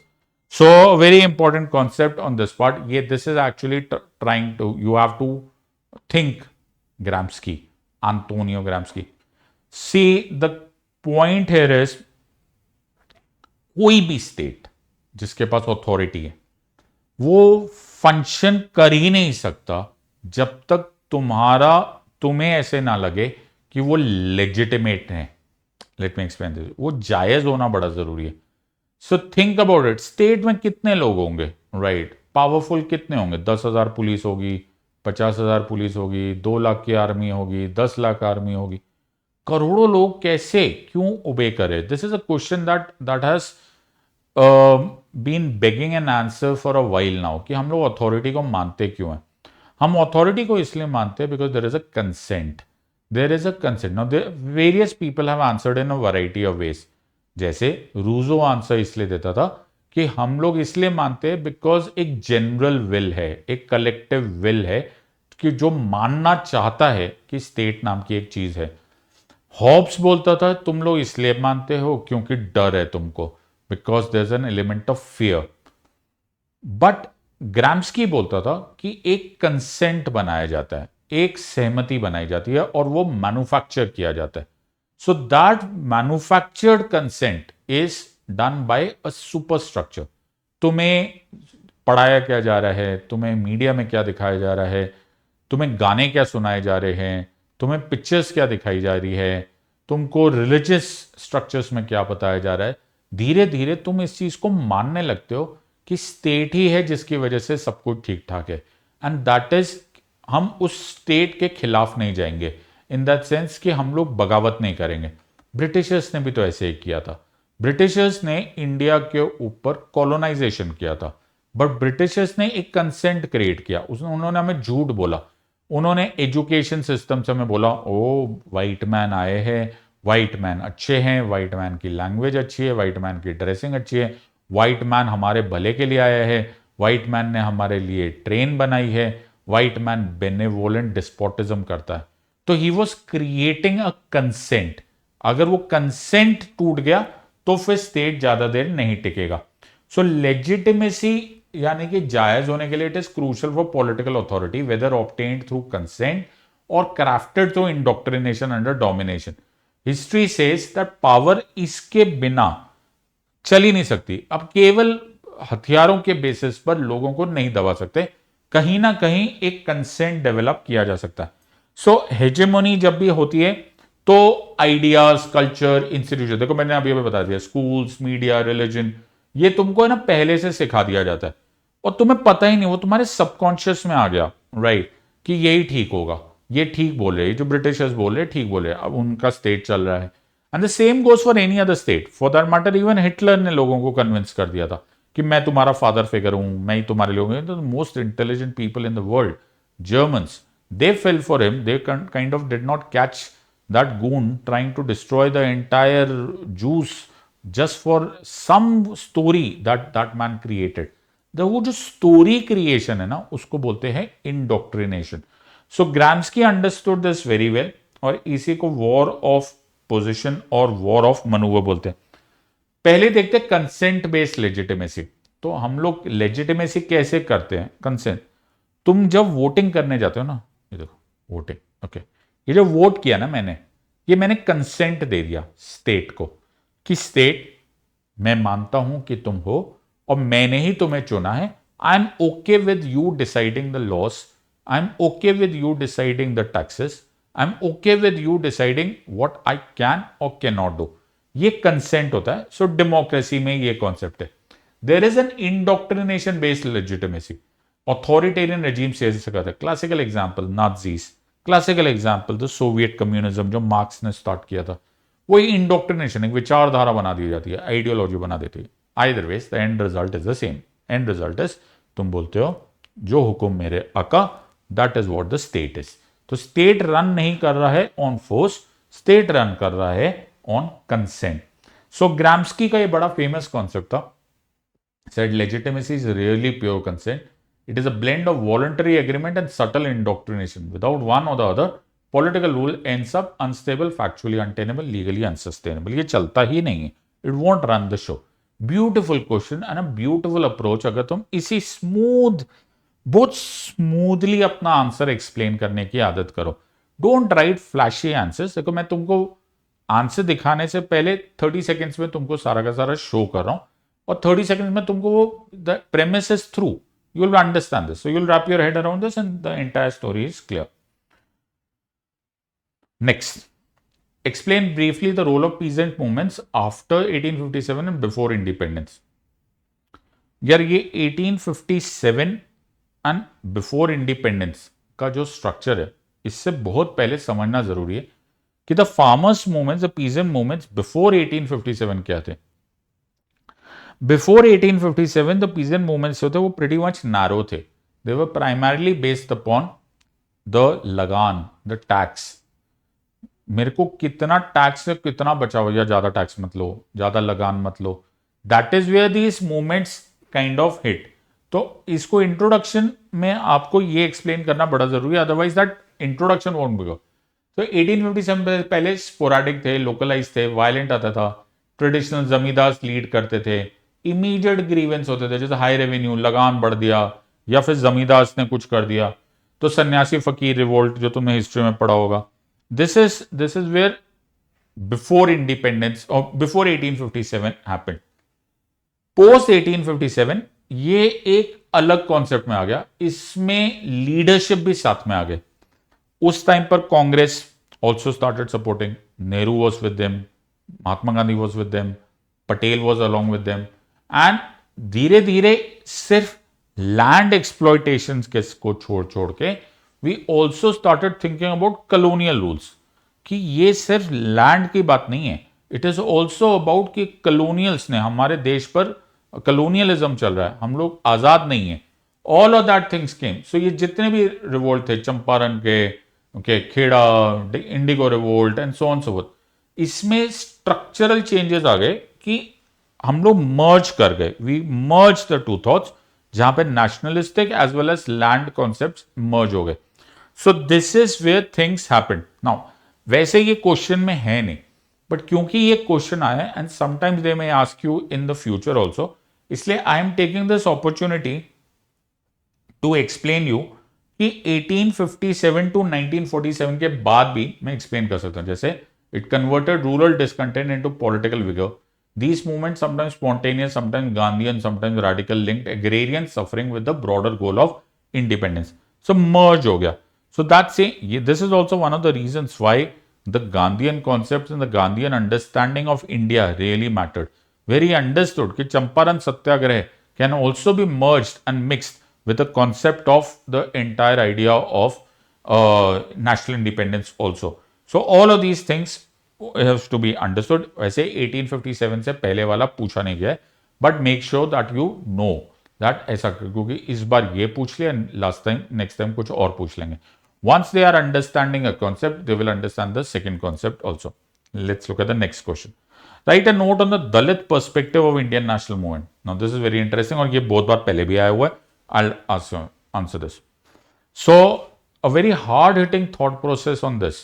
A very hard-hitting thought process is Dr. Ambedkar's own lines. Dr. Ambedkar had once posed the question to the Congress, and the question was, क्या फायदा होगा India के independent होने का? What would be the advantage of we attaining Swaraj in case 16%, 1/6 उस time पे थे, 1/6 of India is Dalits who will be oppressed or who will continue feeling oppressed under the rest of the majority.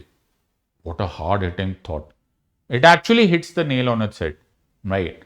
You will have to really deep dive into this, and this is what the Dalit concept of Indian national freedom struggle was. National freedom struggle was to give you independence, but independence means independence from what? Is it merely independence from Britishers? तो फिर तो बड़ी major problem होगी. Britishers will go, somebody else will come, but the Dalits ka oppression remains the same. This is what was essentially the lens of the Dalit perspective of the national freedom struggle.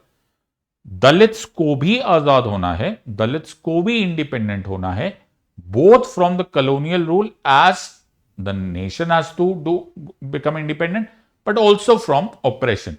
So this has to be understood and seen and distinguished between two different types of struggle. So the nationalist movements claim to be speaking for all Indians, but Dalit thinkers flagged a massive gap. Political freedom without social emancipation was simply not the freedom that anybody desired. कि मुझे तो कोई फर्क ही नहीं पड़ेगा, because मेरी जिंदगी तो जितनी खराब चल रही है उतनी ही खराब चलेगी. This was the aspect of the Dalit perspective of independence. Dr. Ambedkar was the entire context. He said, you are claiming to be national, yet failing to address caste eradication. And that is why he wrote a book which was a hard-hitting book on the entire caste system, which was called as Annihilation of Caste. The reason to this is that Baba Sahib himself was the victim of this discrimination. He said, might as well remove the entire caste system, because caste system essentially is exploitative. And if you want to correct things, then you correct the things completely.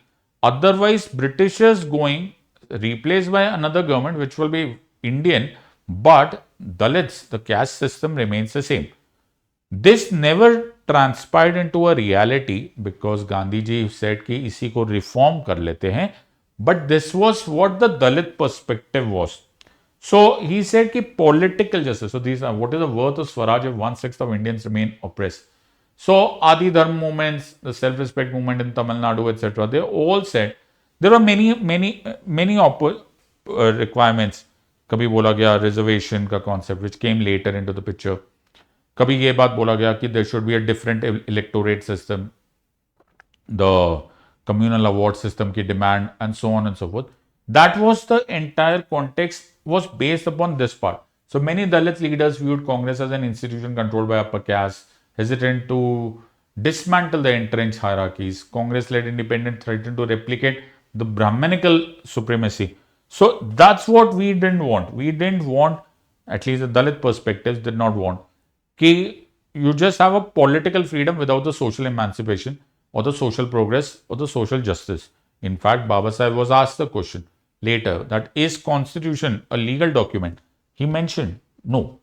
It is a legal document. It is written in legal language, but it is essentially a social document. What is the use of political democracy in case at the end of it you don't achieve social democracy? So many of these questions can answer. Dalit viewpoint reveals a complex nationalist struggle. Colonial rule was oppressive, yet internal caste oppression was equally significant. This critique compels us to confront a critical question: can political legitimacy truly rest on a freedom that remains incomplete? Beautiful question. You can write many of these parts, but just remain focused on the question rather than going into some deep dive of some political scenario. Land reform programs led to some constitutional amendment. The easiest question, if you have studied, even if you would not have studied political science from me, even if you studied polity from me, the topic, the chapter related to basic structure doctrine, so it essentially cover this. मुझे नहीं लगता है इस question में कोई मेहनत करने की जरूरत होगी. So post independence, land reforms went hand in hand with the development. जब हमारी आज़ादी हुई, so the governments at that time realized कि the zamindari system, which was essentially holding most of the land, has to now be replaced, will have to be reformed. ये land जब तक छूटेगा नहीं, उसका viable resource, viable economic viability आएगी नहीं, nothing is going to function. And that is the reason कि land reform से related बहुत सारे amendments आए. The first amongst them happened in the very first year of our becoming a republic. That was the first Constitutional Amendment Act of 1951, जिसमें Article 31A, I think you should write this alongside. So 31A, 31B and the 9th schedule was added. The idea was कि in the name of agrarian reforms, 9th schedule में laws can be put so that land acquisition laws can be passed. Later in the day, right after a few years, so the 17th Constitutional Amendment Act 1964 was added, जिसमें land ceiling and agrarian laws. You can always download this PDF and utilize. Similarly, 25th Amendment 1971 में compensation word which was used earlier was replaced as amount. It should be a fair amount. We'll give it to you and we will acquire the land. And then the very famous Keshavananda Bharati case, which was also actually a land reform case.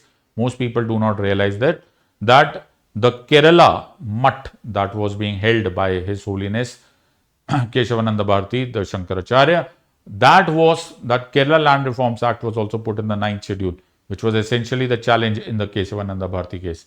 So many amendments mentioned. You don't have so much time. You can mention first, you can mention 17th, you can mention the Zamindari Abolition Act. You can also mention Keshavananda Bharati case and the 25th Amendment. More or less, मेरे को नहीं लगता इसके बाद तुम्हारे पास कोई time ही रहेगा या must. So just quickly concluded. The land reforms compelled India's constitution to shift from liberal property rights to social revolutionary framework. These amendments underscore that agrarian justice was not peripheral but central to how India redefined rights, power and legitimacy. So simple सा question था ये. I think was the most straightforward question. This is a question that should send shivers down the spine of any serious aspirant. मुझे इस question को देखते ही ये नहीं समझ में आएगा कि where do I draw a line, मैं कहां से स्टार्ट करूं और कहां खत्म करूं, because this becomes a politically sensitive question apart from the fact that this can be a very lengthy question. So it says delineate the key factors that have shaped the evolving of political landscape in Jammu and Kashmir post 2019 and 10 marks का question है. तो मैं इस question को कैसे approach करूं becomes a difficult task. But thankfully मेरा ध्यान वर्ड पे चला गया कि वर्ड इज डिलीनिएट. ऑलराइट, तो मुझे ज्यादा लंबी चौड़ी गेम रचने का टाइम ही नहीं है. I don't have the time. So the story starts with Article 370 being read down on 5th August 2019 and then the sequence goes on from there. तो मैंने यहाँ पर ज़्यादा टेंशन लिया ही नहीं. So you can clearly say reorganisation of Jammu and Kashmir हुआ 2019 में. 2022 में एक डिलिमिटेशन एक्सरसाइज हुआ. Mainstream parties National Conference PDP Congress form the Gupkar alliance जिन्होंने डिमांड किया कि 370 आ गया, but that is also decline. And new political players like Apni Party etcetera have come into the picture. Delineation की बात हो रही है. So we can not run too much into this part और यही कॉन्सेप्ट है. सो पोस्ट 2019 सस्पेंडेड एनिमेशन में था. बहुत डिमांड था कि ये तुमने डिग्रेड कर दिया है जम्मू कश्मीर को, दो यूटीज में डिवाइड कर दिया है. One having legislative assembly that is Jammu and Kashmir, the other one without a legislative assembly that is Ladakh. There was a demand कि इलेक्शंस होने चाहिए. फुल स्टेटहुड की डिमांड हो रही है बट एक इलेक्शंस होने चाहिए. फाइनली 2024 में एक इलेक्शंस हुए हैं and so on so forth. बहुत इजी ट्रैप है इसमें. I am sure the examiner was playing a trap. बहुत इजी ट्रैप है if you start delving into क्या हुआ, क्यों हुआ, कैसे हुआ. No, they are asking delineate. Delineate is a sequential events. मैं भी इस क्वेश्चन को देखकर थोड़ी देर के लिए I was I kind of stepped back and I realise क्या सच में examiner is asking the pros and cons of article 370 being removed. But ऐसा क्वेश्चन नहीं था. So don't deep dive into that part. Don't go into that territory. Don't go down that road because वो एक politically sensitive question हो जाता और वो UPSC कभी नहीं पूछ रहा. So I hope and pray कि आप लोगों ने आंसर लिखा है. तो आप लोगों ने सिर्फ 4-5 सीक्वेंस लिख दिए कि इस 5 अगस्त 2019 को ये हुआ था, Jammu and Kashmir reorganisation act आया था, फिर डिलिमिटेशन एक्शन हुआ, एक्सरसाइज हुआ, 2024 में चुनाव हुआ, उमर अब्दुल्ला सीएम बन गए और सिक्योरिटी अपैरेटस इस तरह से हो गया कि we are going to maintain area which is relatively peaceful and that is the entire idea and there is a discussion of full statehood happening. That's it, finish. और कुछ क्वेश्चन नहीं था. I don't think you need to go into any other discussion in this part. अभी ये एक और question है. How far has been the national human rights commission successful in achieving it's objectives. Now this is again a very interesting play of words. जब मुझे कोई ये बात बोलता है कि how far are you successful, तो क्या मुझे सिर्फ अपने सक्सेस गिनवाने हैं कि मुझे अपनी डेफिशिएंसीज भी पता नहीं है. I think when I saying how far and I से नॉट टू फार से, अगर मैं ऐसे आंसर दूं तो मुझे अपने थोड़े से फेलियर्स भी काउंट करने हैं and I also have to ensure कि मैं अपने सक्सेस बताऊं. बट सबसे पहले मुझे ये बात बतानी जरूरी है कि मेरे फंक्शंस क्या थे. अब national human rights commission is a chapter. Even when we are studying political science it takes 3 hours for me to complete NHRC. अब मैं इसको एक ही पैराग्राफ में कैसे समराइज करूं, मेरे ख्याल से तो ये प्रॉब्लम थी. So the national human rights Commission established in 93, Protection of Human Rights Act है, monitors rights issues, addressing custodial deaths, bonded labor, trafficking, prison conditions. Its interventions have prompted government responses in integrated rights language into governance. However, its effectiveness is hindered by non-binding powers, jurisdictional gaps, especially under AFSPA and bureaucratic delays, leaving it caught between moral authority and institutional limitation. थोड़ा मेहनत लगा मुझे इसको summarise करने में और मुझे लगता है यही था इसका गेम. अगर तुम इसको एक पैराग्राफ में इंट्रोड्यूस कर सकते हो, I think you pretty much hit the nail on its head. You've gone that extra mile. उसके बाद लाइफ बिकम्स वेरी सिंपल. क्यों? क्योंकि आपको 2-4 एग्जाम्पल्स लिखने हैं. जैसे आपको 2020 के डेली राइट्स लिख दो, आप मणिपुर के एनकाउंटर्स केस में लिख दो कि हाँ यार यहाँ तो था, लेकिन उस टाइम पर हुआ ये कि एनएचआरसी का जो फंक्शन था that was flagged as not being too enough. That was flagged as being more formal rather than being real.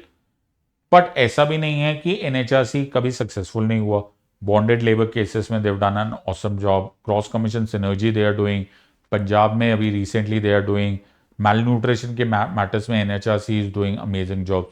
So you can fetch examples from recent ones or some very standard ones, ultimately pointing out to 2 points that on the one hand NHRC is doing a good job, लेकिन कहीं कहीं पर it's not a good job. जैसे camp setting Bhubaneswar में हो गया, 144 के हो गया, please understand recommendation of 28 lakh rupees हुआ, लेकिन उसी के साथ there are limitations that NHRC is a toothless tiger because most of its recommendations are non-binding in nature. So all of those things can be put into this, and then you conclude that it is taking decisive action beyond mere symbolism. I would, अगर मैं तुम्हारी जगह होता, I would end my answer on a positive note. That's my job. I'm going to be part of a system. I don't want to diss that system beyond a certain point. Yes, there are some problems, but we will sort out those problems as and when they happen. But यही हमारी आमतौर पे situations है. So this is the entire question. The next question is about parliamentary committees are indispensable to legislative process. It provides for the opportunity for cross pollination between two chambers of the parliament. There is another problem. अगर मैं इस question को ज्यादातर जो aspirants है उन्होंने ये गलत कर दिया होगा, उन्होंने इसलिए गलत कर दिया होगा because they would have jumped straight into कि पार्लियामेंट्री कमिटीज के फायदे नुकसान बता दो, उसके स्ट्रक्चर बता दो और game over. I don't think that was the question. The question was कि it provides for opportunity for cross pollination between the two chambers of the Parliament. Now first of all you will have to understand what does cross pollination mean. So cross pollination is कि there has to be some kind of fruitful contributions from Lok Sabha as well as Rajya Sabha. Now that is again an interesting play of words. कि हमको तो नहीं पता है क्या कि लोकसभा और राज्यसभा का पर्पस ही अलग है, लोकसभा और राज्यसभा का एजेंडा और कॉम्पोजिशन ही अलग है. Lok Sabha primarily is understood to respond to electoral pressure. चुन के आती है, पब्लिक का प्रेशर होता है, कॉन्स्टिट्यूएंसी को जवाब देना होता है. Rajya Sabha is the house of elders and that house of elders is expected to add some kind of expertise to it, some kind of more experience to it.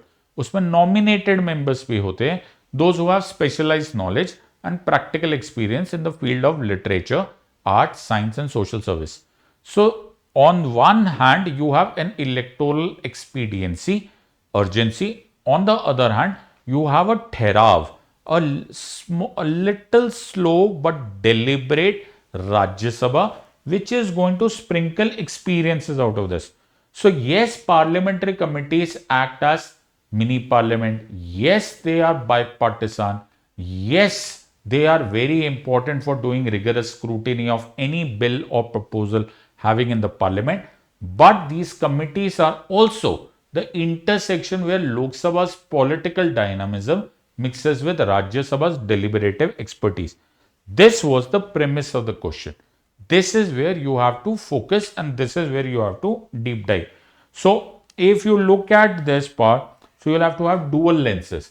Public Accounts Committee also has 2 members, so they have Rajya Sabha seasoned expertise also. Estimates and departmental related standing committees will also have MPs from both houses. Then the 2 of them will analyze and discuss those again together. Joint parliamentary committees again जो 2G spectrum में आया था. Then similarly data protection bill. You'll see you will have to mix up कि एक जगह पर लोकसभा की electoral expectation क्या है और दूसरा कि करना क्या है. Think about it. जो चीजें ठीक होती हैं नेसेसरली वो पॉपुलर नहीं होती, और जो चीजें पॉपुलर होती हैं नेसेसरली वो हमेशा पूरी तरह से ठीक नहीं होती. Where do you draw a line? You don't draw a line, you mix it. So this is how it shows, and this is the premise of this. Parliamentary committees are closed door proceedings. जब आप open house में discuss करते हो तो आपको party lines पे करना होता है. तो वर्ल्ड इज लिसनिंग. हो सकता है ऑपोजिंग पार्टी ने कोई प्रपोजल बनाया हो, but I like it, but मैं बोल नहीं सकता that I like it because that will have a bearing on my position in my party and my party's position in the electoral or the so-called gamble of politics. लेकिन जब मैं parliamentary committee में बैठा होता हूं तो it is non partisan, it is close door where I am acting like a member of parliament without any bearing, without any direction or without any worry that I belong to a particular party. But यहां पर दोनों elements भी matter करते हैं कि मैं लोकसभा का हूं कि मैं राज्यसभा का हूं. So Lok Sabha brings urgency driven by electoral mandates, while Rajya Sabha offers continuity and federal perspectives. State का भी तो एंगल आ जाता है. Committees blend these approaches, balancing populism with thoughtful reflection. They ensure lawmaking remains viable and fair, fostering a collaborative environment that enhances parliamentary role as substantive deliberative institution. Agar you understand the premise of the question, it becomes easy answer for you to give. Next question is examine the constitutional provisions and the nature of advisory jurisdiction of the Supreme Court of India. Evaluate your answer with relevant examples. So first of all, please remember that they have asked constitutional provisions. So don't run away straight to the answer. Please mention Article 143 subclause 1 and Article 143 subclause 2. Article 143 subclause 1 allows the president to put questions to the Supreme Court for their advice, and those advices could be on a host of events. 143 subclause 2 says that only on pre-constitutional treaty or agreements of covenants the Supreme Court is bound to give its jurisdiction or its advice, otherwise not.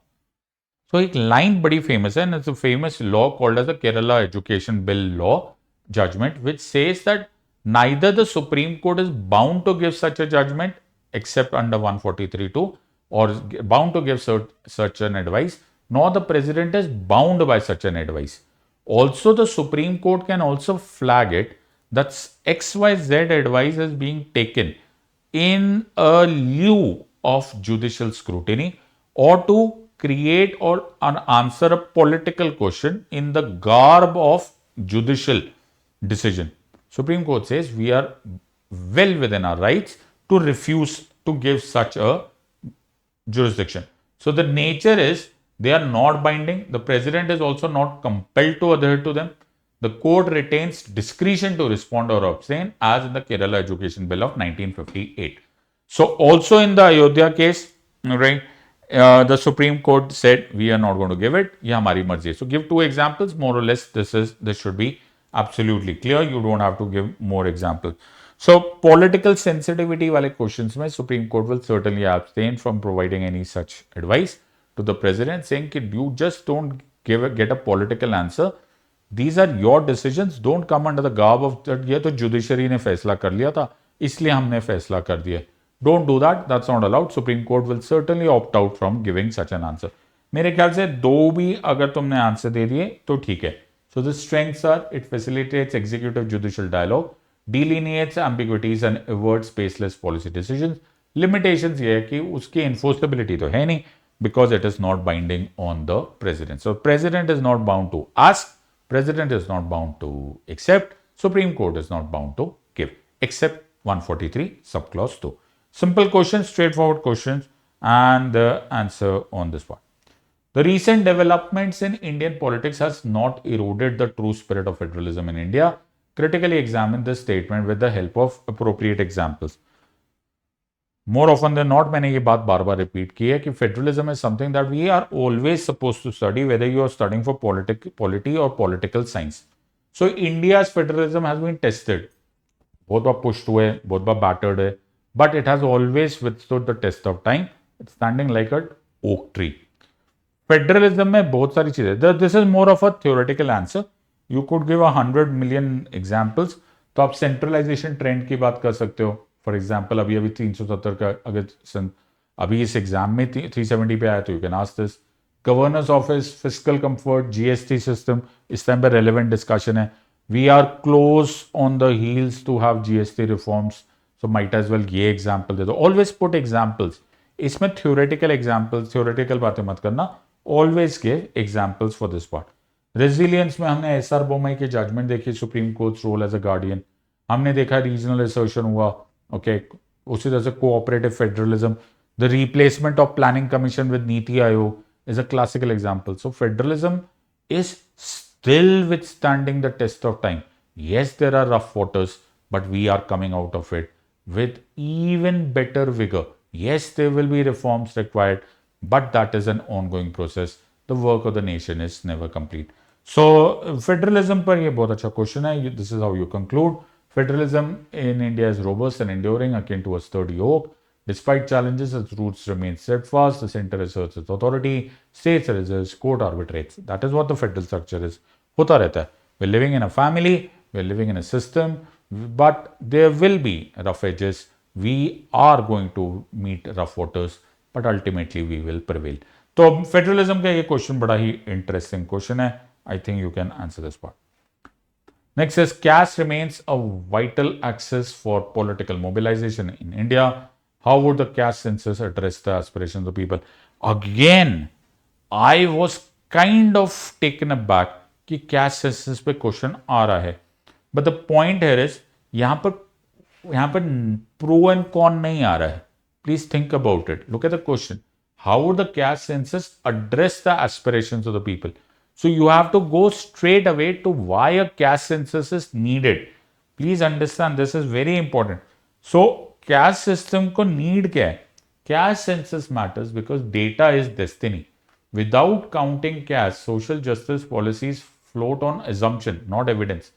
A census would give flesh to the rhetoric. तुम्हें पता ही नहीं है कौन कितने caste का है, कौन backward है, कौन कितना बैकवर्ड है, किसको रिजर्वेशन का फायदा हुआ, किसको रिजर्वेशन का फायदा नहीं हुआ, किसको वेलफेयर स्कीम्स का फायदा हुआ, किसको नहीं हुआ. It doesn't filter. फिर है विजिबिलिटी फॉर द मार्जिनलाइज. बहुत सिंपल सी बात है. अगर तुम काउंट ही नहीं हो रहे, तुम्हारी गिनती ही नहीं हो रही, तो यू आर नॉट विजिबल. तुम विजिबल नहीं हो तो law and policy can not be focused on you. It can not be targeted at you. So all of these things have to be only possible, और तभी ये can होगा. तो ये हमने पहले भी देखा है. मंडल, the entire second backward classes commission was based upon, the report was based upon data. Census का data, caste census का data will help you focus where it is needed the most. So redistribution होगा precision के साथ, empowerment होगा through recognition, legitimacy हो जाएगी of what is required and what is not required. So you could give an example. मैंने इसमें ना मंडल commission का दे दिया. Go ahead, give it, even if you don't have much of data, but तुम्हें ये तो पता है कि this really works in the past.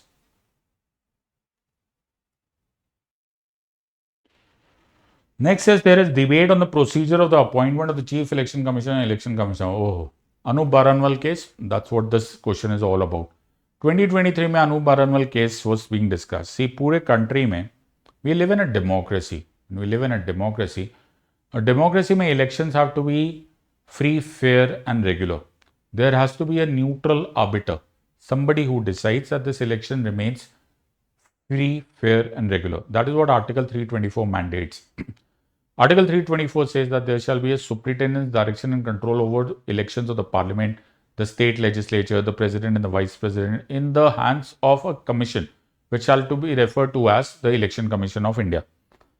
Interestingly, every election is a power battle. There is party A and party B. Party A say is today ruling, and party A has the power to appoint the election commission. How do you expect that party B would believe that this arbiter is fair? This is the $1,000,000 question. So Chief Election Commissioner and Election Commissioner has a very important duty. It is the sentinel of Indian democracy. Yet the procedure of appointing the CEC and the EC remains cloaked in executive monopoly. Now the question is blunt and unavoidable. Can a referee appointed by one team be trusted by both the teams? It's a difficult question to answer. And this is what was asked in the Anup Baranwal case. So in the Anup Baranwal case, they asked this question. They are essentially asking, they're not asking you to criticize this. They're just asking, is there a reform possible? Yes. Anup Baranwal case passed. Supreme Court said that we should have an interim collegium where should have the Prime Minister, the leader of opposition, and the CJI to appoint rather than only the executive appointing it.